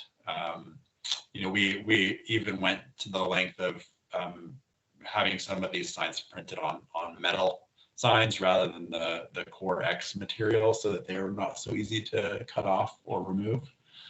And then we also got a little next door posting here about some of the vandalism issues that we were having on Fern Street. So we shared an earlier version of this presentation with TTAC back at the beginning of this month. And here's some of the feedback we heard from TTAC members. So we heard a suggestion to have more opportunities to provide feedback. So something like a quick response survey. I will note that there is a web link on the sign, so people could use their smartphones to do a survey response on site if they wanted to go to that link. Somebody suggested it could be more effective if it's expanded citywide and promoted more widely. Someone suggested expanding neighborhood outreach before program expansion or launch, so going above and beyond just postcards to the streets, the properties on the streets themselves. Someone suggested making sure it extends into back to school time to support safer walking and biking for students. Comment about the limited number of locations doesn't get the message out. And then finally, somebody suggested, why don't you reach out to neighborhoods who are interested in having this program on their streets and go there first. So before I go to the last slide, I'll just make one comment. You know, we're not the only city that has done this program or a program like it. It's worth noting that a lot of places that a lot of cities that have done these temporary installations are testing out more permanent installations of these sorts of traffic calming measures. And our neighbor to the north, Portland, took about 80 of their 200 some locations and made them more permanent with a concrete planter in place where they had the traffic barrels previously. So I just wanted to share that information with you. Then finally, I do have some questions for council, and maybe this will help with the discussion here. I think we're looking for feedback from you or guidance on whether or not we should continue the program in future years. I'll just make a comment here that we don't currently have any dedicated resources aside from staff time or TTAC volunteer time, or the grant funding that we received to resource this program. With the pandemic potentially slowing by next year, should we consider rebranding the program? If continued in future years, how expansive should it be? And then finally, should the city consider more permanent installations, and what would that look like? So with that, I'll end the presentation, and I'd be happy to answer any questions that you might have. Dave, will you keep keep the presentation questions up for a moment? Absolutely. I think that will guide the council in their questions and comments, or not. Yeah, probably both. Yeah. Sounds like this is something we need everybody to weigh in on. So I'm going to just go round robin. Councillor Shaw, do you mind starting? Thank you, Mayor. No problem. And thank you so much, Dave. Excellent presentation. Program started before I got onto council, but it's good to get the review of 20 and 21. Also, didn't know our TTAC volunteers were so young. The picture there was of someone who was about 7, but great call out on getting them out in the kind of volunteer workforce, if you will. Few things from the survey results, it seemed mixed as to far as the community liked it, the community did not. And I really like the suggestions that perhaps instead of deciding where those locations should be, that the community decides and the residents of those streets decide. There might be more opportunity there to have more positive feedback while also increasing the locations. But it seems to me we'd want to do a little more thorough research before we make the program permanent, and ask those communities indeed if that's something they want and want to continue. So I would support us going out first to the survey to those streets that had already had them, see if that's something they do want. Oftentimes, it's good to decide for communities, but it's also good to listen to the communities to determine if this is something needed. So I would definitely recommend maybe even a survey going out to see if there's community who are interested in having those streets included, but also finding out ways we can reduce the vandalism, because that is just heartbreaking for all the work that the volunteers and the staff have put. So, Mayor, I'm not sure if you want me to go specifically through each question, but I believe I've touched on each. Yeah, if you feel like you've covered it, that's fine. Thank you, Mayor. Councillor Goodhouse.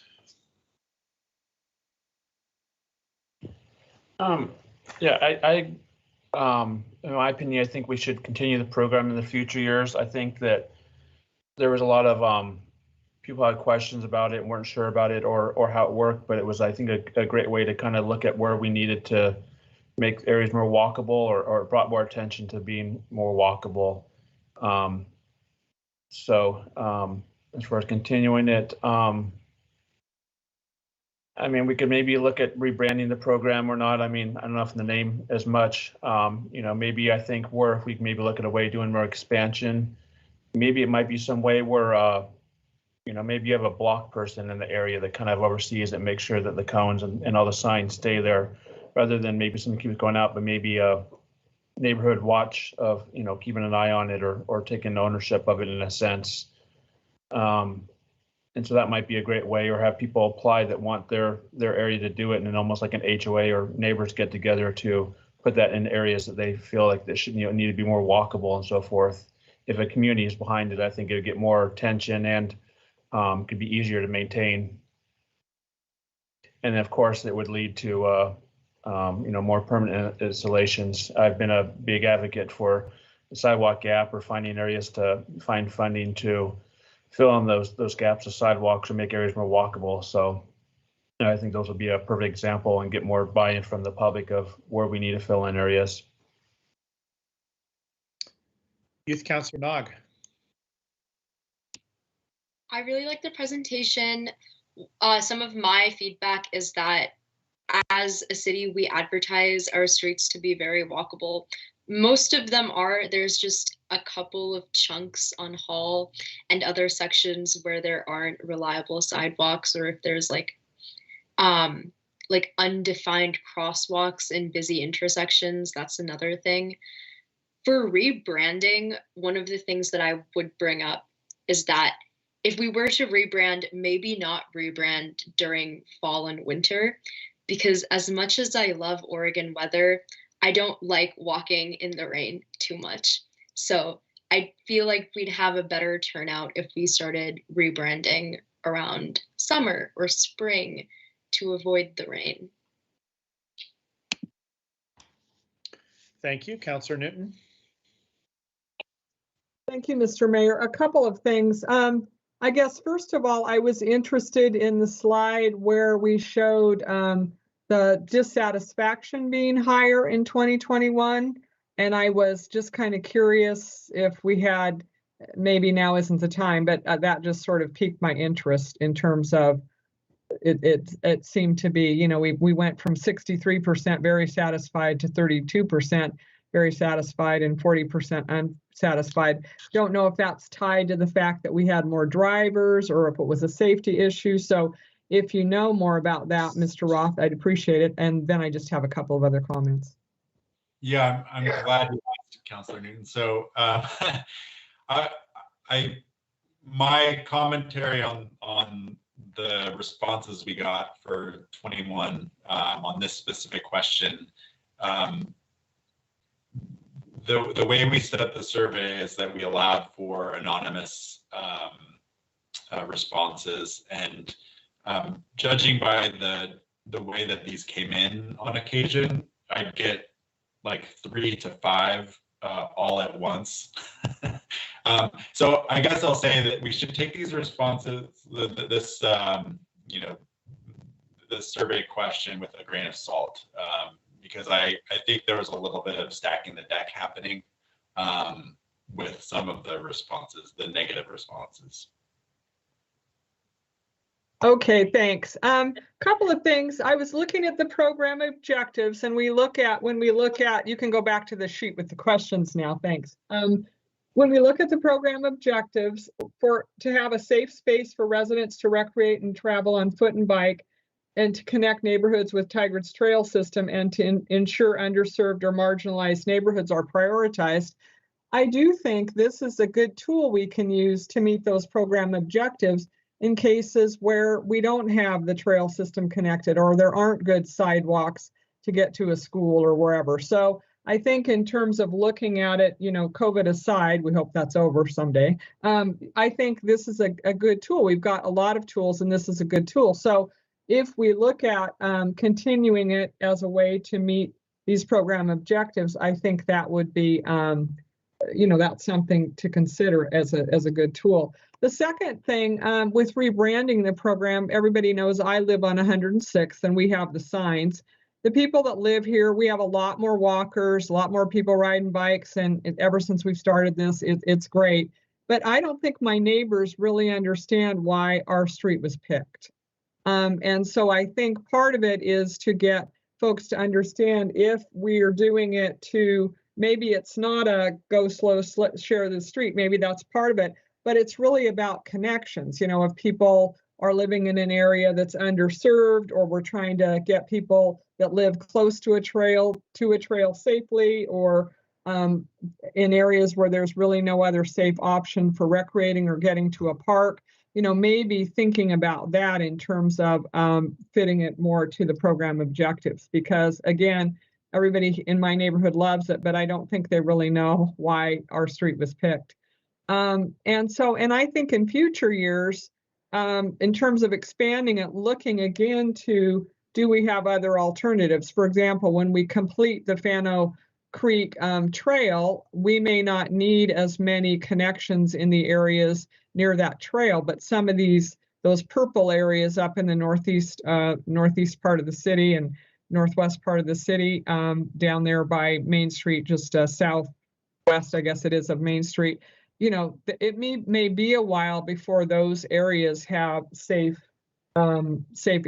places for people to walk and recreate. So I think in terms of expanding it, we should really look at that. And I would also think that we might want to think about the areas, the streets that are going to be in the program for longer term. Maybe it might be a good idea to consider making a more permanent installation, but where it's serving a purpose until another alternative like the completion of the Fano Creek Trail is going to be in place, and there won't be as big of a need, maybe that's something to look at. I do think as well that if we identify some neighborhoods or streets, we might want to reach out to those neighborhoods and see if the neighborhood might be willing to maintain those signs. It's been said by some of my colleagues, but I think, you'd probably, on my street, you'd probably get some takers. So if you ask people on my street to maintain the signs on the end of 106th and Walnut, I think you'd probably get some takers. So I guess with that, thanks for the presentation. Mr. Roth, I had a similar question to Councillor Newton's about Councillor Newton's question about the survey results and the declining. So I appreciate you answering that. I think mostly about possibly why. I guess I want to just test what you said and make sure I understand it. So was there not any kind of a unique IP address tracking or anything used to verify whether somebody was submitting multiple? I know you said it was suspicious because they would all come at once. Were those all negative when you got them like that? Or were there ever times when you got positive ones that were like that? No, it was more on the negative side when I'd get multiple, basically all in like a 10-minute time frame. And there's, unless somebody registers for the website, there's no way to tell where those are coming from. So it's totally anonymous. And the thing is, I think if somebody didn't like the program, they really didn't like the program, and they were going to let me know, whether it was through a survey or by tearing signs down. All right. Well, it's a little hard to assess exactly what the meaning behind some of that is, and whether, does that mean there were 3 or 4 people who were really unhappy and then a bunch of people that were happy, but the unhappy decided to vote 4 or 5 times and rip signs down and do whatever else is kind of interesting. I'm not sure quite what to make of all of that, but I appreciate you sharing your insight there. My comment about rebranding would just be that I'm not sure I can answer a rebranding question when we don't even know what the program is going to be. To me, figuring out what the program is going to be is in future years, then drives the conversation about whether it should be rebranded or not. It sounds like from Councillor Newton's standpoint, some of her neighborhood doesn't really understand exactly what's happening, which would suggest that maybe some sort of either different communication strategy or rebranding might be appropriate. But without knowing what we're doing, it's hard for me to answer that. It seems like the program has value and should be continued in some form in future years. I do think that there does need to be some sort of local community input or neighborhood input in a way that the other members of the council already articulated, so I won't beat that up further, but I do think that's important, and gets the buy-in.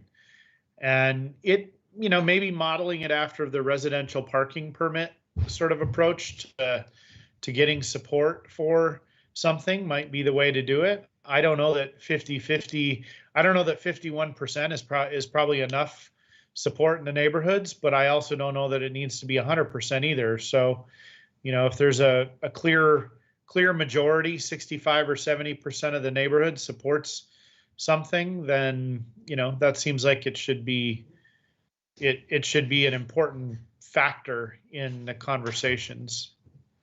And if that happens, then I think that more permanent installations can be considered. I do think that in any case, anywhere we're going to do this, we should probably not do permanent installations as the first step, because I think we may find surprises sometimes when we do these, in a way that may. I think an experimentation period, no matter what, is probably warranted, for any neighborhood that thinks they want it. Those are my thoughts, Dave. I don't know if that's helpful. Yeah, very helpful feedback from everybody. I really appreciate it. You know, it gives us some food for thought for future years. And I think what I'll do is, you know, I think we might even have some TTAC guests tonight, but I'll bring this back to TTAC and share what I heard from City Council, and we'll take it up with them for next steps. So yeah, excellent discussion and feedback. Thanks. And I'd be curious to know what their conclusions are from our conversation and all, you know, kind of incorporating all of that in. I know you'd had conversations with them. What I didn't see was clear recommendations tonight from them. And I know one group's got to go first and not the other. So I would be very curious to hear what they're thinking for next year. Okay, excellent. So we will move on to item number 7 on the agenda, which is to receive Tigard Transportation System Plan Update Briefing. And I do want to acknowledge that we are nearly 25 minutes behind on the agenda. So just an acknowledgement. I'm not saying we need to necessarily do anything different, but just a little agenda check.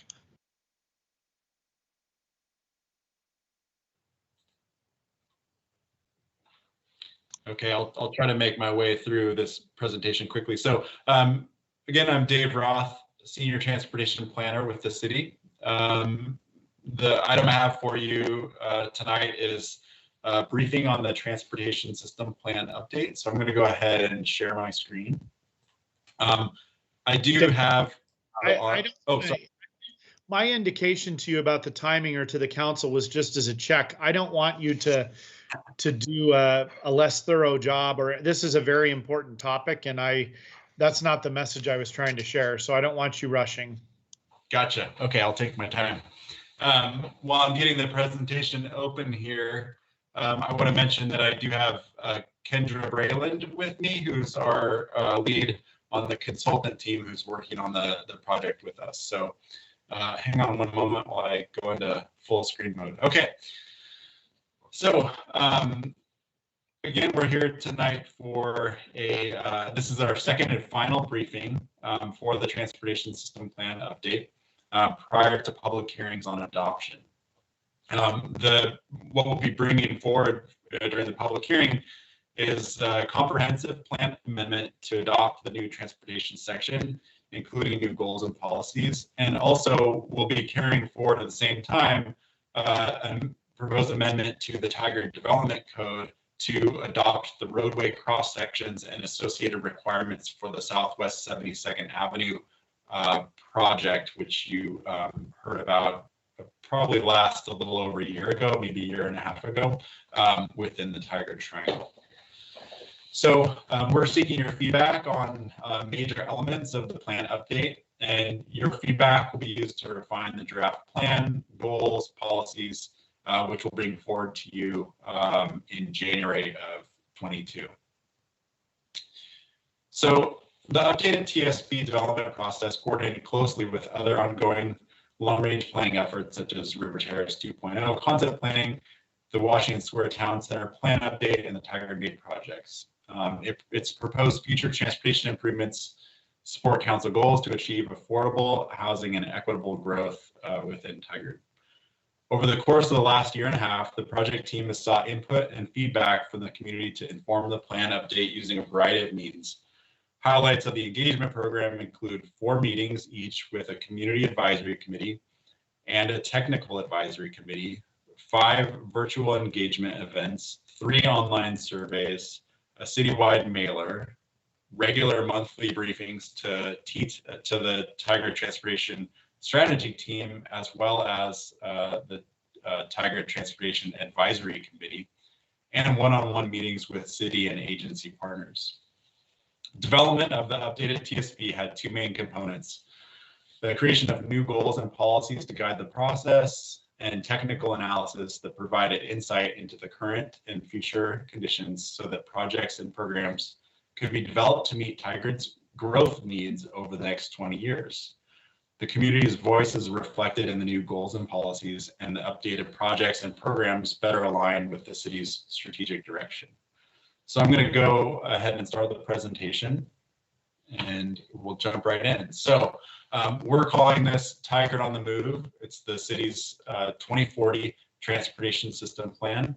The plan horizon goes out over the next 20 years, and it's an extension of 5 years beyond the current TSP 2035. So what is a TSP? So it's a blueprint for transportation investments. It's a coordination tool with regional agencies and local jurisdictions, the groups that we work with to develop transportation projects regularly. It's an important component of prudent and effective land use choices. So we work hand in hand with our land use planning efforts and program to make sure that our transportation system serves those growth needs across the city and regionally as well.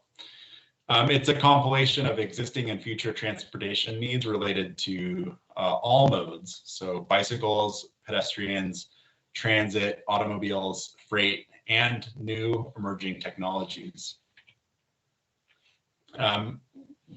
One of the main parts of the presentation tonight is to share with you the key themes of the 2040 plan. So first off, one of the primary themes here is completing our streets to serve everyone. So we recognize that our streets play host to more than just cars. You know, this is foundational work for the TSP, and it's derived from both our strategic vision for the city of Tigard as well as our complete streets policy for the city. So we know that the streets and the street system are our largest public space, and they should be designed to serve all users regardless of mode, age, or ability. So we'll do this by completing the system for walking and bicycling. We've reviewed speed limits across the city, and we've found outliers where the posted speed in some situations is higher than it should be for the context of that street, given the land use. And then we're also making the most of our larger arterials within the city of Tigard, maintaining 2 to 3 lane cross sections where future planned 5-lane sections would be very expensive and potentially negatively impact neighborhoods and conditions for active transportation. And we're talking about people trying to get across streets on foot or bike, or taking up space that would otherwise be allocated for those modes. And the next theme here is breaking down connectivity barriers with Highway 217. So this TSP prioritizes 2 new active transportation crossings of Highway 217. And the first one here, Southwest 95th Avenue, is a proposed project that we coordinated very closely with the Washington Square Regional Center plan update project on, and it's a very important project for connecting the areas of the Washington Square Regional Center and Metzger neighborhood to the rest of the city across 217. And then the next one is in the Tigard Triangle, and this one is related back to an existing proposed crossing, as well as the mixed use path crossing that would have been completed as part of the Southwest Corridor project. And then finally, adequate vehicle connections into the Tigard Triangle are also considered with that potential project. Continuing to invest in our trail system. So we're proposing to move forward with projects that close gaps and improve roadway crossings on the Fano Creek Trail. So making sure that the Fano Creek Regional Trail is completed and that people are able to access it from neighborhoods and then also get across some of the major road crossings over the course of the trail. Design and construction of the Red Rock Creek Trail. I think council is aware that we received grant funding through the RFFA program at Metro to design this trail. Now we have a project in the TSP to build the trail once it's designed. And then finally, modernization and upgrades to existing trails. You know, you heard earlier, and I know there's been quite a bit of discussion around safety concerns on our trail system, and we're proposing to upgrade the trail system with more modern trail standards and amenities to make it a system that can be used by people. I won't say 24 hours a day necessarily, but more hours, and for people to feel more safe on the trails. The next theme here is highlighting traffic bottleneck issues and looking at roadway or intersection alignment opportunities. So we're thinking systemically and proposing improvements to circulation by including several new transportation studies of key areas that we can take on over the next few years.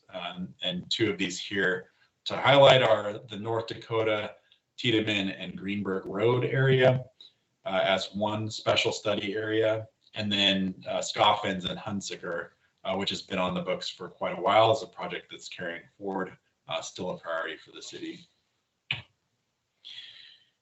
The next key theme is partnering on regional mobility solutions. So as with any large scale transportation project, we don't do those in a vacuum or on our own.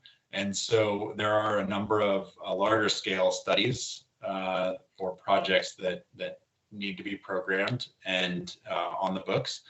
And these are projects that we will partner with agencies such as Washington County, ODOT, or any of our neighboring cities, depending on the location of the project. So the first one here is the UBF 72nd Avenue and Durham Road Circulation Study. And this even extends a bit further to the east and is potentially inclusive of I-5 and some of the interchange area. So we'll be partnering with ODOT and Washington County on that one. The Highway 99W or Pacific Highway Regional Investment Strategy, we're proposing a project aligned with the proposal that was in the T2020 Regional Transportation Package that failed at the ballot box last year.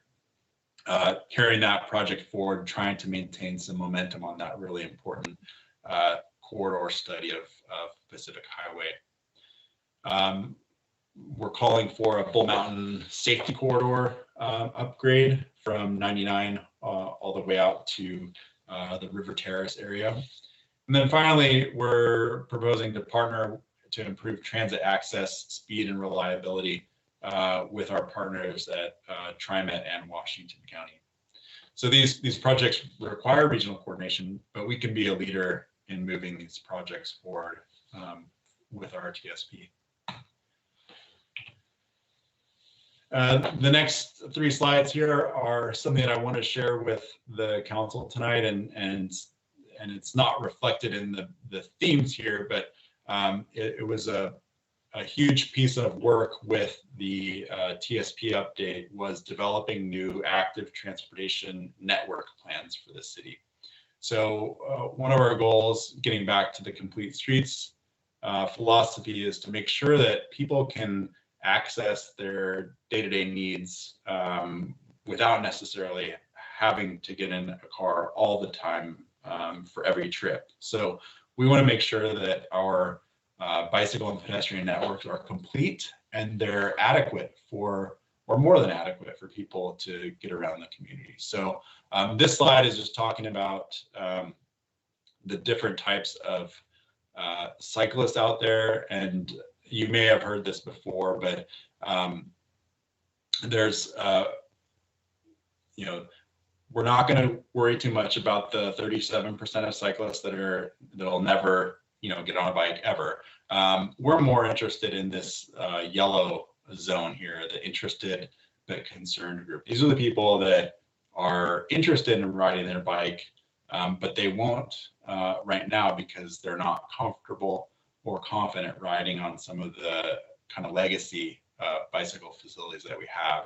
So our new bicycle network plan includes facilities that work for this core group here that we might be missing right now. This is an example of the network that I'm talking about. I have the image here is the bicycle network, and you can see the network is complete and it covers the whole city. This is a shift from what you might see in our existing bike map for the city. Is the coverage is a lot better, and then we're also proposing higher quality bicycle facility types. And the same holds true for the pedestrian network. So I don't have the pedestrian network slide in front of me or in front of you tonight, but it's a similar design where we're proposing coverage that covers the city and helps us start to fill in some of these missing sidewalk gaps. The last slide in this key themes section here is our active transportation connectivity projects for the city. So these, as you can see, these are new projects in the TSP that have great geographic coverage and help us get that active transportation connectivity that we need for people to be able to get where they're going and safely and comfortably. The next section is a summary of our public involvement that we've done for the project over the last year and a half. So we achieved engagement through a number of means, and I already mentioned this in the intro, through our community advisory committee. We used targeted digital and printed advertisements. We had assistance and review by agency representatives on the technical advisory committee. We're holding public hearings, of course, for the adoption process. And then finally, the virtual events and online surveys that we did along the way. And this is what we heard back. So these 6 different sections here are representing the project goals. So the project goals help us with our framework for how we prioritize projects. And this is the feedback that we received on a web survey where we share these goals with the community. So you can see that the livable neighborhoods received very high support. The first one there, I'm just working my way down the list. Making the most of our transportation resources and not overbuilding. That received very high support at 82%. Supporting economic vibrancy by accommodating movement of people and goods and creating equitable opportunities for economic development also received high support. Improving quality of life for all, supported quite broadly. Creating a safe and comfortable connected transportation system for all users, especially pedestrians and other vulnerable users. Again, high support. And then finally, supporting environmental and community health by reducing our carbon footprint, minimizing impacts to natural resources, and addressing unequal health impacts of our transportation system on low-income communities and communities of color. Not quite as much support, but still the majority of our respondents did support that goal. So these are our goals for the TSP, And then our policies are derived from these goals. In terms of transportation needs and infrastructure improvements, these are the quantity of responses that we received for different modes of travel on a mapping tool that we had on the Engage website. So people were able to go to this map. It's a really cool interactive tool, and they were able to place a pin on any location within the city that they wanted to tell us about. And we received 91 pins for biking and walking needs, 24 pins that were related to auto or freight travel, 15 for transit needs, and then 10 other needs. One of the questions that we asked was if we're prioritizing building new sidewalks, and this is really to address our deficiency in our sidewalk network where we have gaps, how should we do that? And the responses we heard back was to prioritize new sidewalk construction around schools, number one, high priority safety locations. And when I say that, that's usually derived from crash history within a 4 to 5 year period. And then finally, pedestrian corridors and near transit and trail connections. So where people are already walking or where they need to walk. The next slide here is kind of the same question around where we should complete or prioritize bicycle network improvements. The number one response was around, again, safety issues. So again, thinking about that crash history at hotspot type locations. Safe crossings of major roadways. I think this is probably reflecting that need for not only trail crossings, but some of the bigger intersections we have where bike lanes might disappear before you get to the intersection. And then finally, local circulation, especially around schools and neighborhoods. So, how do you get through your neighborhood to access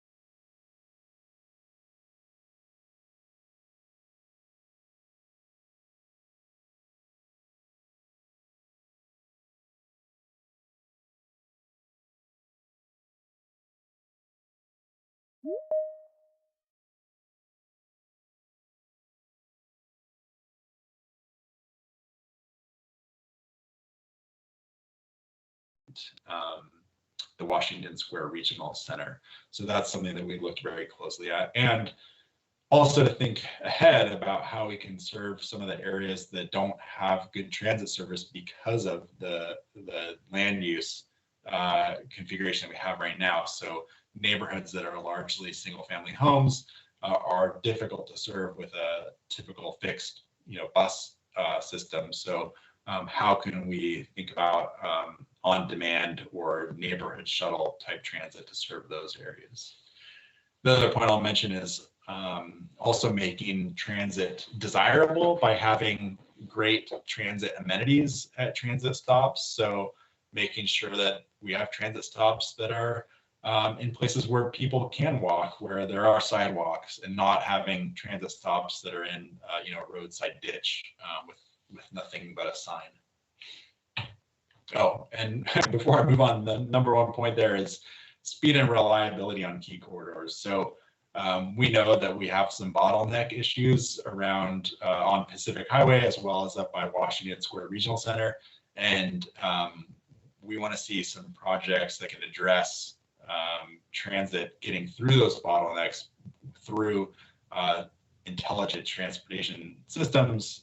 So queue jumping, signal improvements, those sorts of tools. Now, I'll share with you the top 5 priority projects that we heard back from the community on. And the number one project in terms of community feedback was completing the Fana Creek Trail. So this is the Bonita to Cook Park gap closure. And I think we're all familiar with that, where Fana Creek Trail essentially ends through the neighborhood of Bonita, and then you're unable to travel on trail to get to Cook Park. That's the number one project we heard about. Number two is just upgrading Fano Creek. So again, this is getting back to, modernizing our trails, making sure the trail surface is smooth and wide enough to support the type of use that we want to see on it, making sure we have the right types of amenities and signage, lighting where it makes sense, and road crossings. Number three was Hall Boulevard, and I'd just say Hall Boulevard generally. I think everybody who's driven down Hall Boulevard is familiar with the pavement condition, and of course this is an ODOT owned roadway. The specific question we were trying to seek feedback here was the future cross section of Hall between Highway 99 and Durham Road, and what the future cross section should look like. And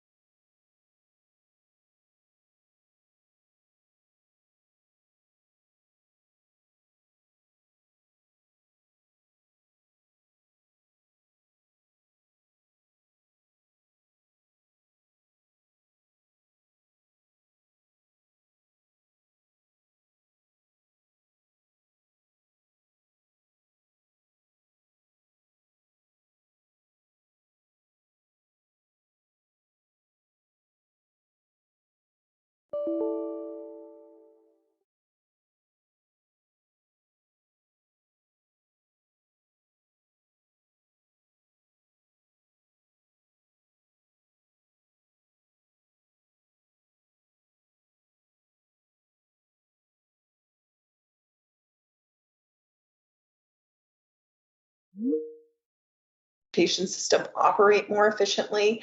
And then last but not least, we did identify a number of special study areas. So areas where the city does need to continue focused planning to really identify kind of an optimal list of improvements. So again, when we're looking at kind of that more financially constrained project list, it's this 79 categories of 79 projects in these categories, again, about 300 million worth in capital. If you can go to the next slide, please.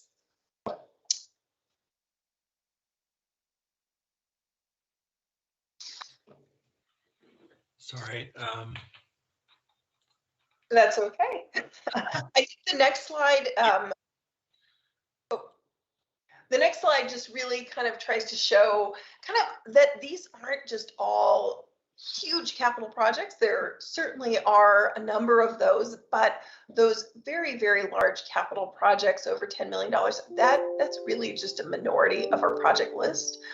You can see in looking at this kind of how these break down.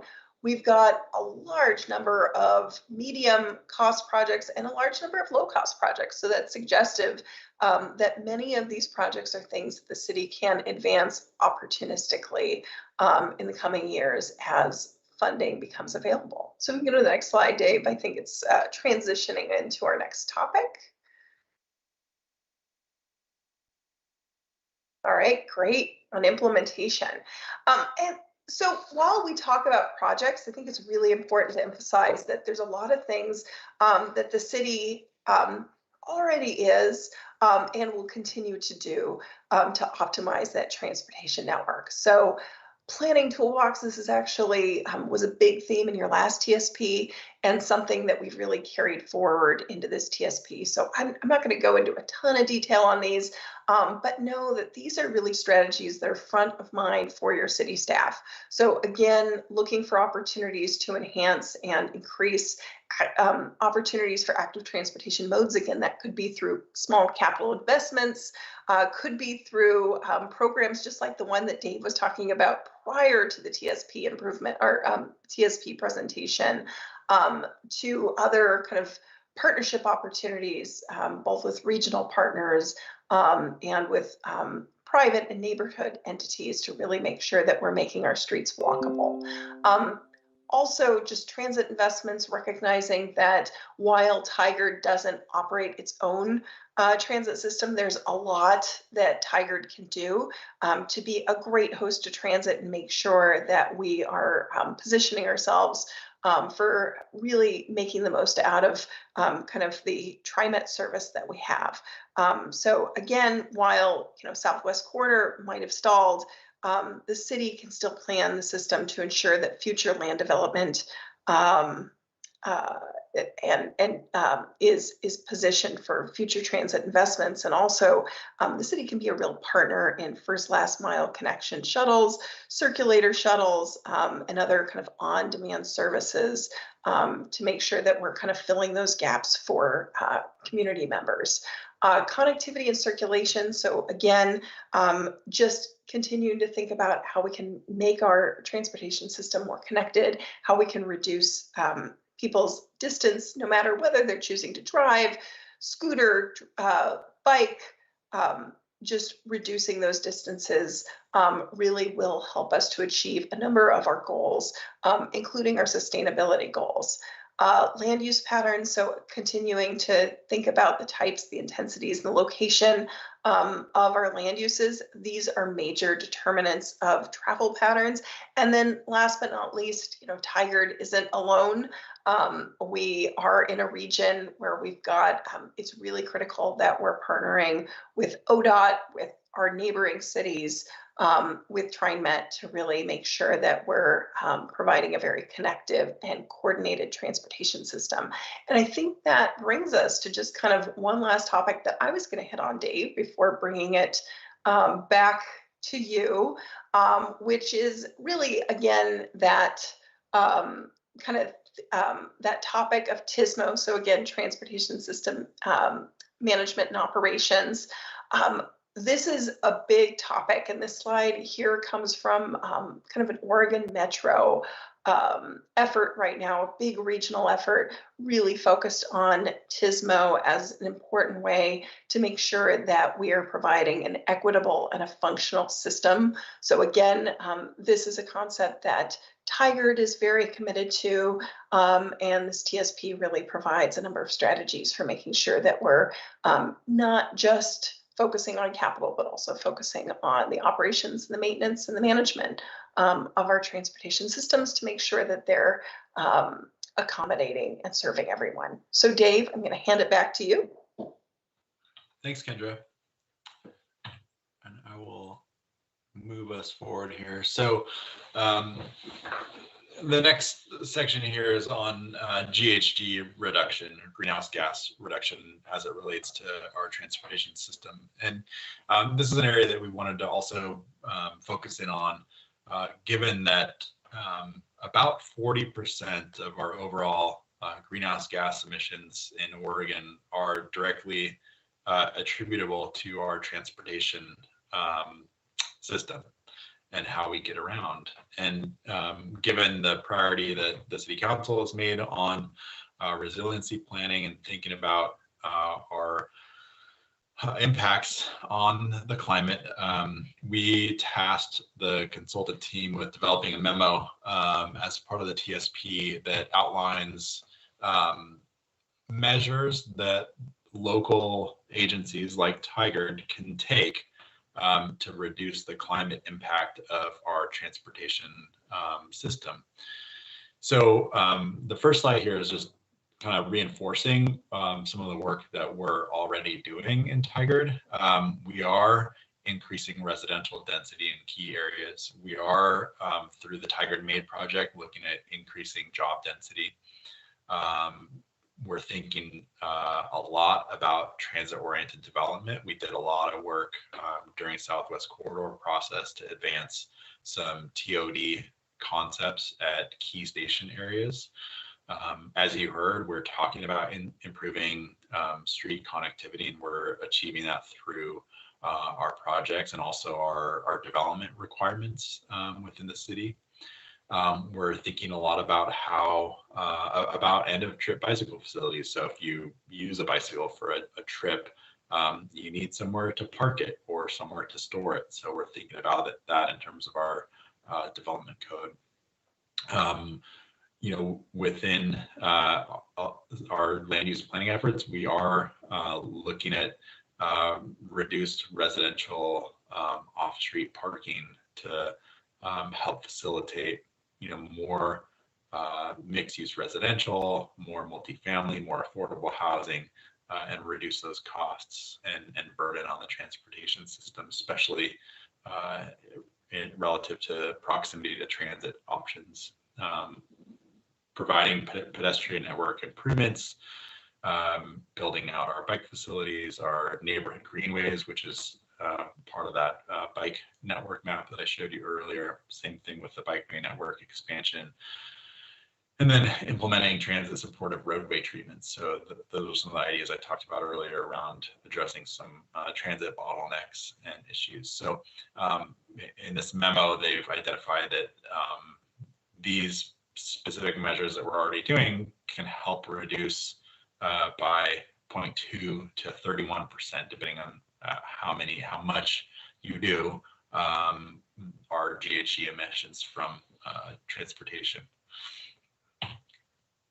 And then with this memo, they've also outlined some additional measures, and these measures here have been vetted, and they do work.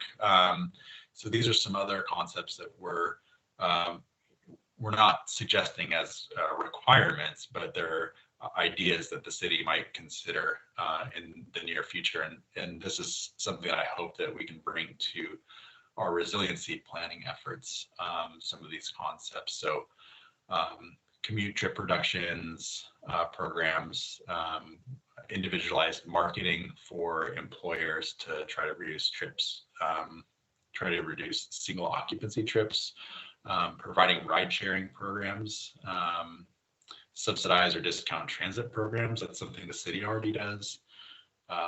Providing employer sponsored van pools, pricing of workplace parking. That's a new and different concept that we've not yet started contemplating, but it's something that you can do that will have an impact. Providing community-based travel planning, implementing employee parking cash out. So if your employees don't utilize parking, that they receive some kind of a cash benefit in exchange.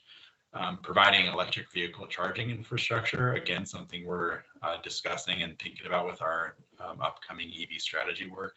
And then finally, implementing market price public parking, so having managed and priced parking in the city. So the next two slides here are really related to the adoption process itself. So at the intro, I mentioned that we This project will be to adopt the plan, adopt a new transportation chapter for our comprehensive plan, and then some additional development code amendments. So this slide is focused on the Chapter 12 comp plan update. So this would include updating the narrative and findings to ensure consistency with the plan for our comp plan. Our current strategy is to not go into don't duplicate our goals and policies within the comp plan, but refer to the TSP. That's a little cleaner approach for the comp plan update. And then finally, remove transportation policies and reference the TSP. So again, it's getting rid of that duplicative language in the comp plan and the TSP. The development code updates that I mentioned earlier. So we will have, I'll start off by saying that we do have a number of development code amendment recommendations that will be captured in the technical appendix of the plan itself. And we will be bringing this forward in a larger package of development code amendments sometime in the next year or two. But the set of, or I'll just describe what some of those look like. So thinking more about bicycle parking at transit facilities or mobility hubs, for example, how we might implement electric vehicle charging infrastructure through our development code. Thinking a bit more about how our traffic impact analysis procedure and coordination works to better accommodate transit or off-street, off-site bike and ped improvements. Thinking about transit facility requirements for new development, and then finally refinements to our street cross sections. So these bullets are just an example or set of examples of what we'll recommend for a future update. But for the adoption process in the new year, we're planning on bringing forward the 72nd Avenue cross sections from the Tigard Triangle concept plan that we did a year and a half, 2 years ago. So we have those on the books. And the need there is because development is occurring, as you all know, very quickly in the triangle, and we need to have the cross sections documented for those projects. So with that, I'll end the presentation, and Kendra and I are both available to answer any questions that you might have. Well, thank you, Dave. That was a lot to take in. So we'll see. The purpose of the briefing tonight is, I guess I want to be clear. We want council to ask any questions they have. You're not asking us to provide any specific direction. This is a briefing and an opportunity for questions, correct? Yes, and any feedback you have for us tonight, we can take back with the team and adjust or course correct as needed off what you heard tonight. All right, sounds good. Councillor Newton, you want to go first? Sure. I don't really have too many questions. Very thorough. As you were addressing each slide, it helped. I like the way it's laid out. And I like the way that we look at the projects in terms of really thinking about complete streets, because, you know, there are needs for improvements to facilitate auto travel, bikes, you know, walking. So I think to think of everything in that way, the way it's laid out, is important. And then I also appreciated the greenhouse gas additional measures. I think it's a really good idea to put that and focus on those in our community resiliency work. That seems like a good place to address those other needs. Other than that, I don't really have any questions. I mean, I look forward to continuing conversations as we really look into adopting the plan. Very thorough presentation, and I appreciate it. Thanks. Councillor Shaw. Great, thank you, Mayor, and thank you, Senior Transportation Planner Roth and Kendra. Again, I agree with Councilor Newton, a very thorough presentation. Just a couple of questions. On the key themes, there's the highlighting the bottlenecks, and there was 2 specifically called out, the North Dakota and then the Scoffins. And then later on, there's the public involvement, and I'm not sure if that's where the key priorities. So I guess my question is the key priorities public vote based, or let me say the top 5 project priorities that are listed in the presentation? Are those community based top 5 priority projects? Is that city based? And yeah, so that's my first question. And if it's curious why Scoffins isn't included, mainly Dave, because you said it had been in the works for a number of years and still hadn't been addressed. And it seems like it still won't be addressed, given that project number 5 is the Southwest Greenberg and Dakota Street. So perhaps I'll start with that question, then I have just a couple others. Yeah, so we went out to the public with some of these kind of new and big projects, and the Greenberg Tiedemann study is a new project for this TSP. So that's why it was voted on, and it was voted in that top 5 in terms of what people were interested in seeing. We did not carry forward the Scoffins and Hunsaker intersection was not included in that part of the outreach or the questions that we were asking, but it is a project that has been on the books for a number of years. And again, I'm sure you're all familiar with that intersection where it's broken up into 2 separate signal phases there. And it's really an alignment issue. And I think this is a good opportunity to kind of clarify what, some of the steps we took in developing the new project list. So one of the very first things that we did with the 2035 project list from our currently adopted plan was we removed all of the projects that were completed. So we pulled those off of the list, and then we looked at there's a significant portion of those 2035 projects just get carried forward just for the pure fact that they're not done yet. And the Scoffins and Hunsaker are a good example of one of those. And it's actually it's a challenging project, but it's a very important one. And the reason it's challenging is because it would impact some what we call naturally occurring affordable housing just on the west side of Hall Boulevard there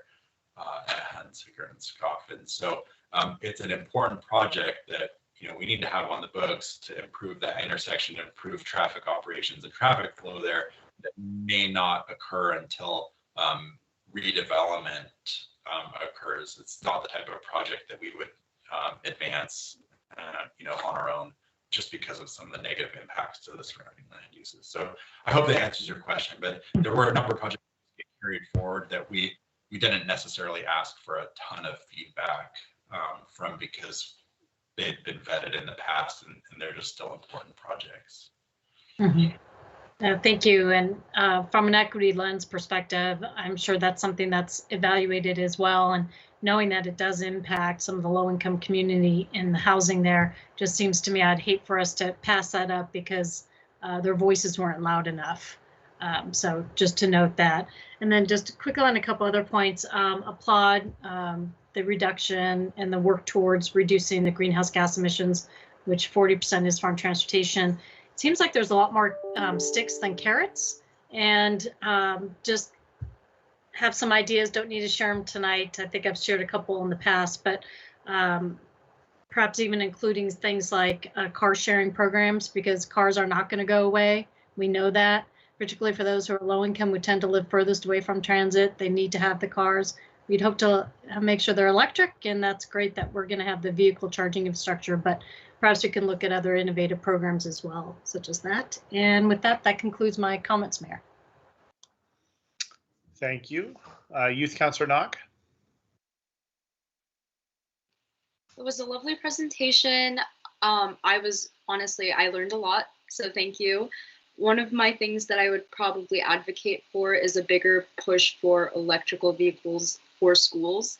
I know that we don't have power over school boards, but maybe if we opened up that market at the city level, we might inspire people to go for electrical buses and maybe have better like electrical vehicle transportation on the city level.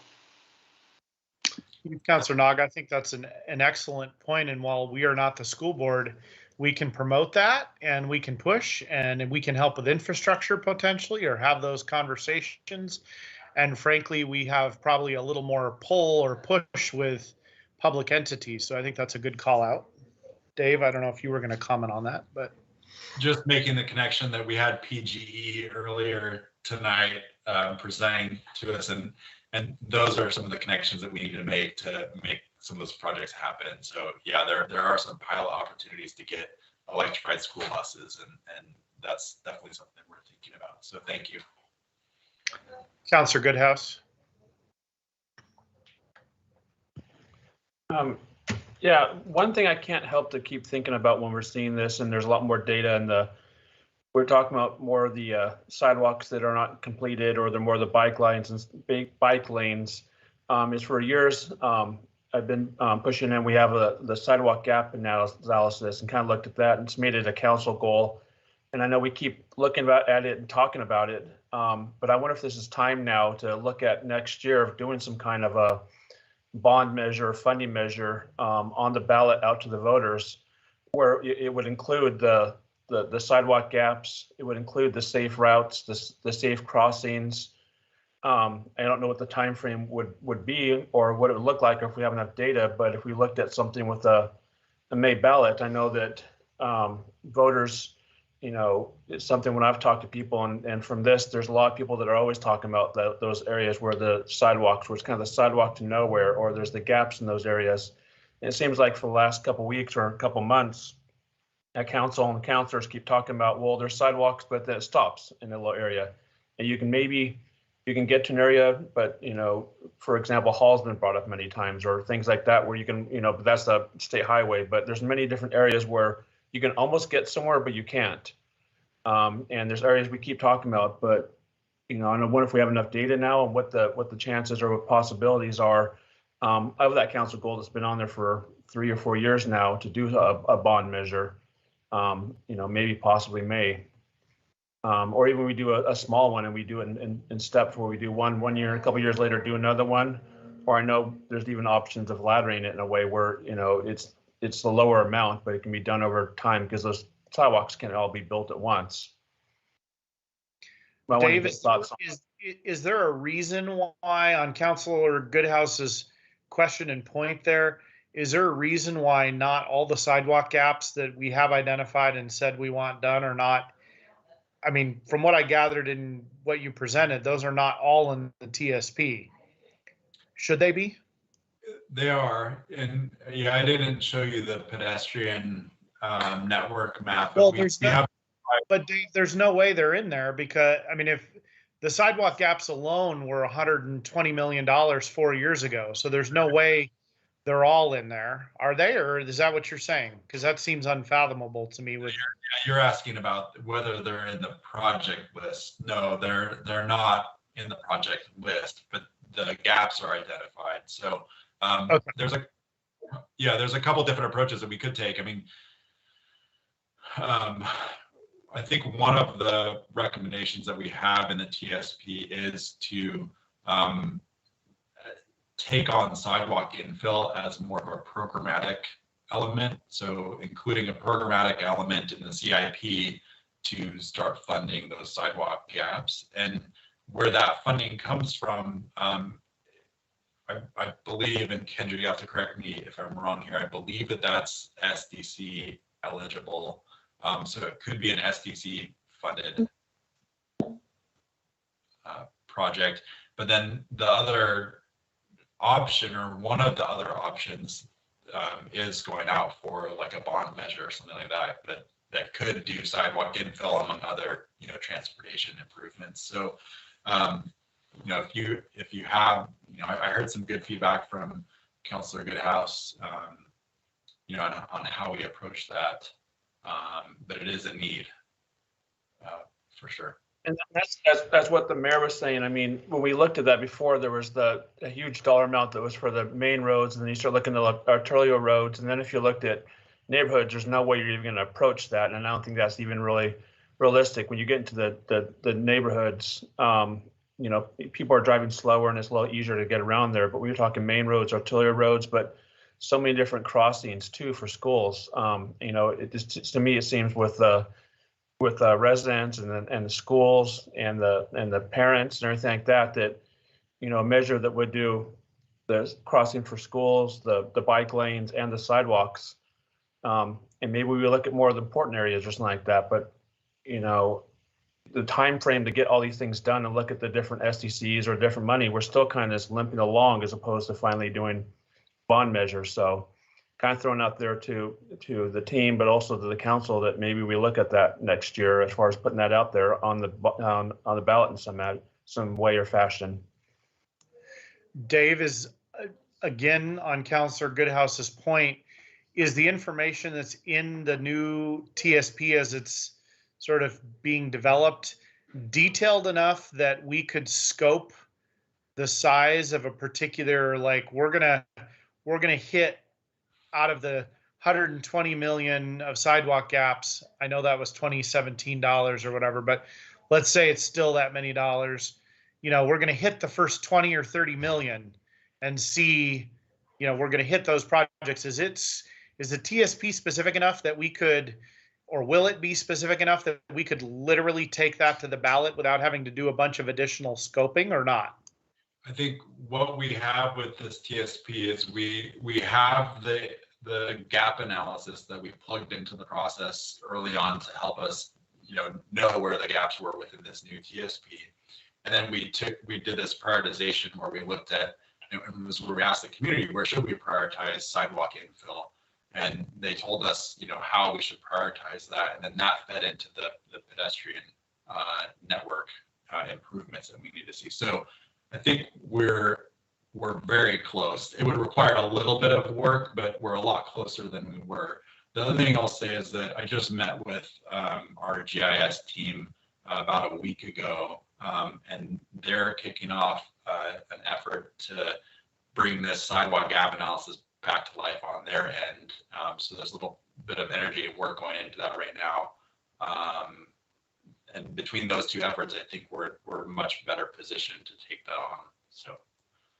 All right, well, we'll get the rest of the council to weigh in on this in a moment. Councillor Goodhouse, do you have anything further, or otherwise I'll make my one comment? Okay, so I think my one remaining comment that hasn't been made anywhere else, and Dave, maybe this is a little too detailed, but when I started thinking about the Hall McDonald intersection, which is, clearly gotten some interesting attention lately in this work, and I was thinking about that in comparison to the MSTIP funding that's going on 121st. To me, it's almost the exact same traffic. I mean, to be honest, it's probably much of the same traffic, if not more, sort of region-wide or regionally significant at that Hall McDonald intersection, because of where it takes you with Gardy and 99W, et cetera. I guess I'm wondering if you guys have thought all the way down to the funding and whether that should be when we're going for or proposing the use of those funds in the future, if that's something you're thinking about. Great question, and good to bring in the regional lens on our facilities as well. For McDonald and the intersection, I don't think Joe Wisniewski is with us tonight, but I believe that we already have TDT funding lined up for that project. So that's one of the projects that could actually occur in the more near future with the TSP, since we already have a funding source lined up, and it is this regional TDT funding source. Excellent. I like that. Can you also just comment on this? I mean, like, one thing I don't have just in the back of my mind, but as I'm thinking about this, is how much money is sitting in the transportation SDC, the city's transportation SDC's fund now? Like, 5 million, 10 million, 80 million, 200, like I have no idea what is sitting in there. That is a great question, and I wish I could give you a specific answer. I don't have it in front of me. I would say that it's fairly healthy right now. So I think we have the budget to take on some of these projects, and we are doing some specific SDC work out of this project, which I didn't talk about on the presentation tonight. So we're going to have some specific recommendations on our SDC program, but I think the issue is more on just the resources to manage a big project load on the city side. So I think the bottleneck less so funding, but it's more just like having the staff that can take on these projects.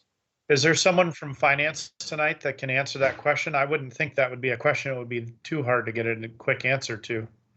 And I'm not looking for the exact dollar amount. Even rounded to the closest couple $1,000,000 would be good enough for me.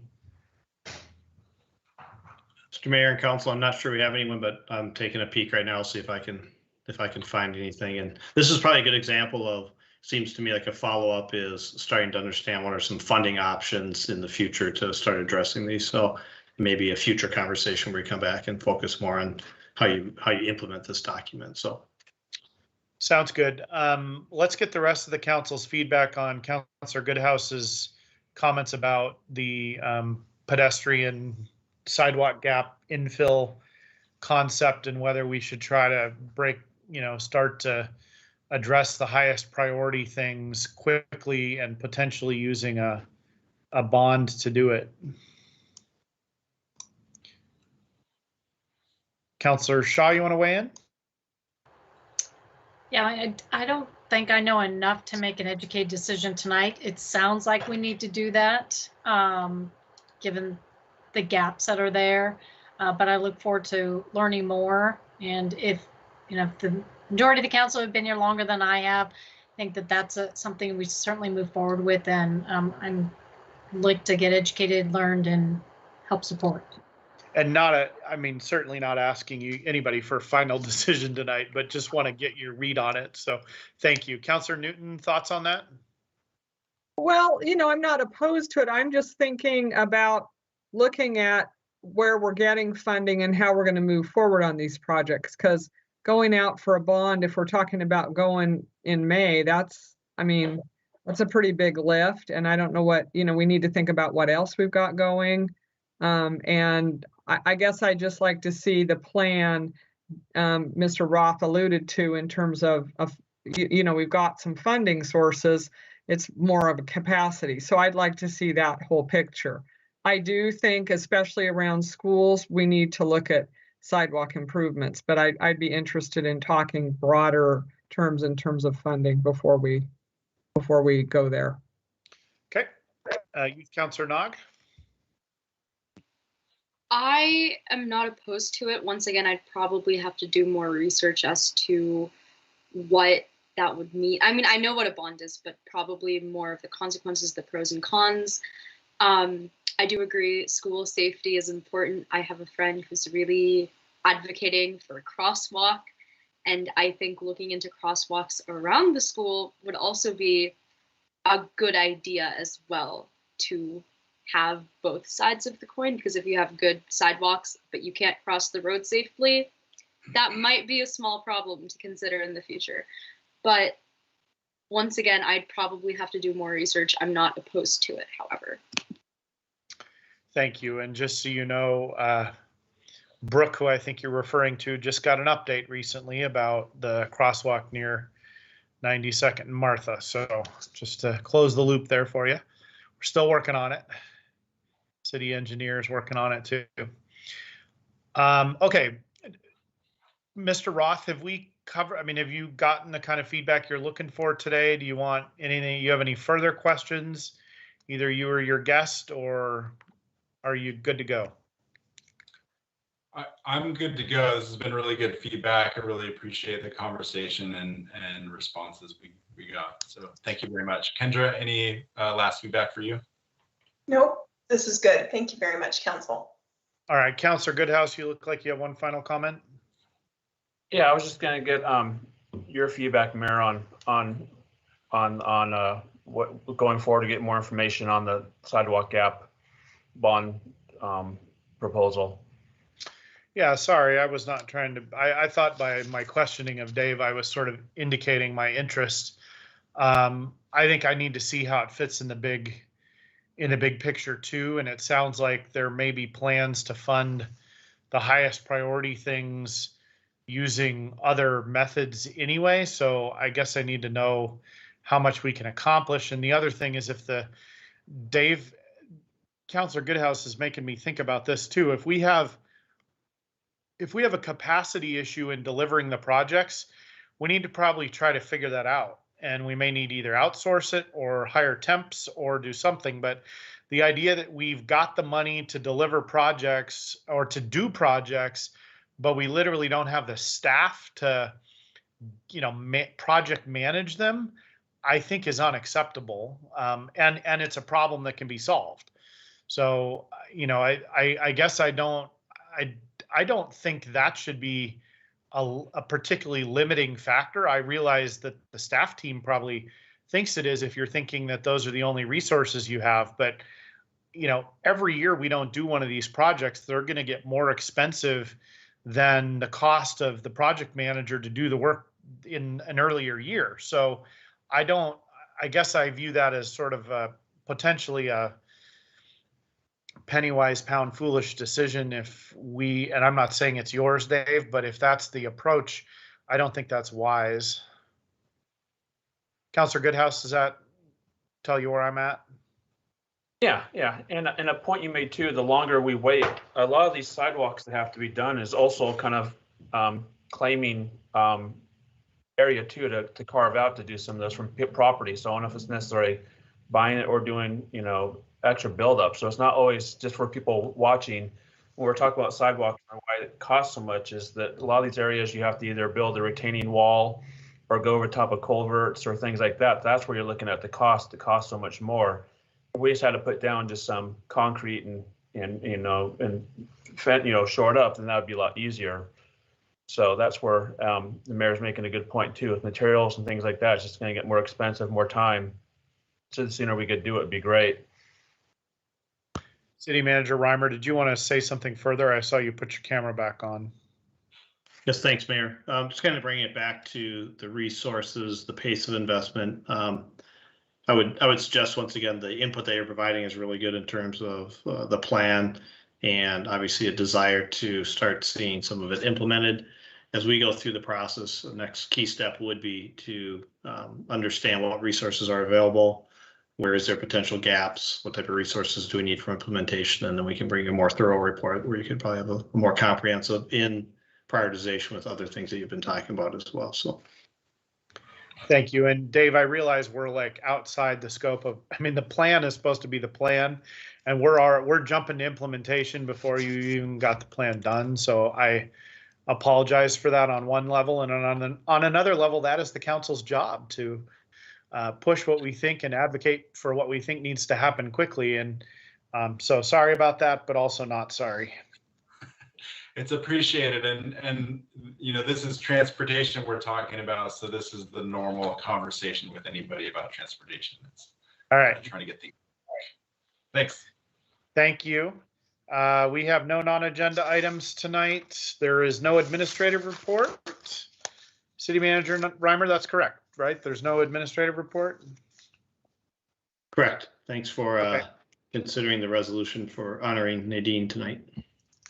There is no executive session scheduled. Is there a motion for adjournment? I move for adjournment. Second that. Moved and seconded. City Recorder, roll call vote, please. Councillor Newton. Yes. Councillor Shaw. Yes. Mayor Snyder. Yes. Councillor Goodhouse. Yes. All right, we are adjourned. Good night, Tigard. Good night, Tigard. Good night.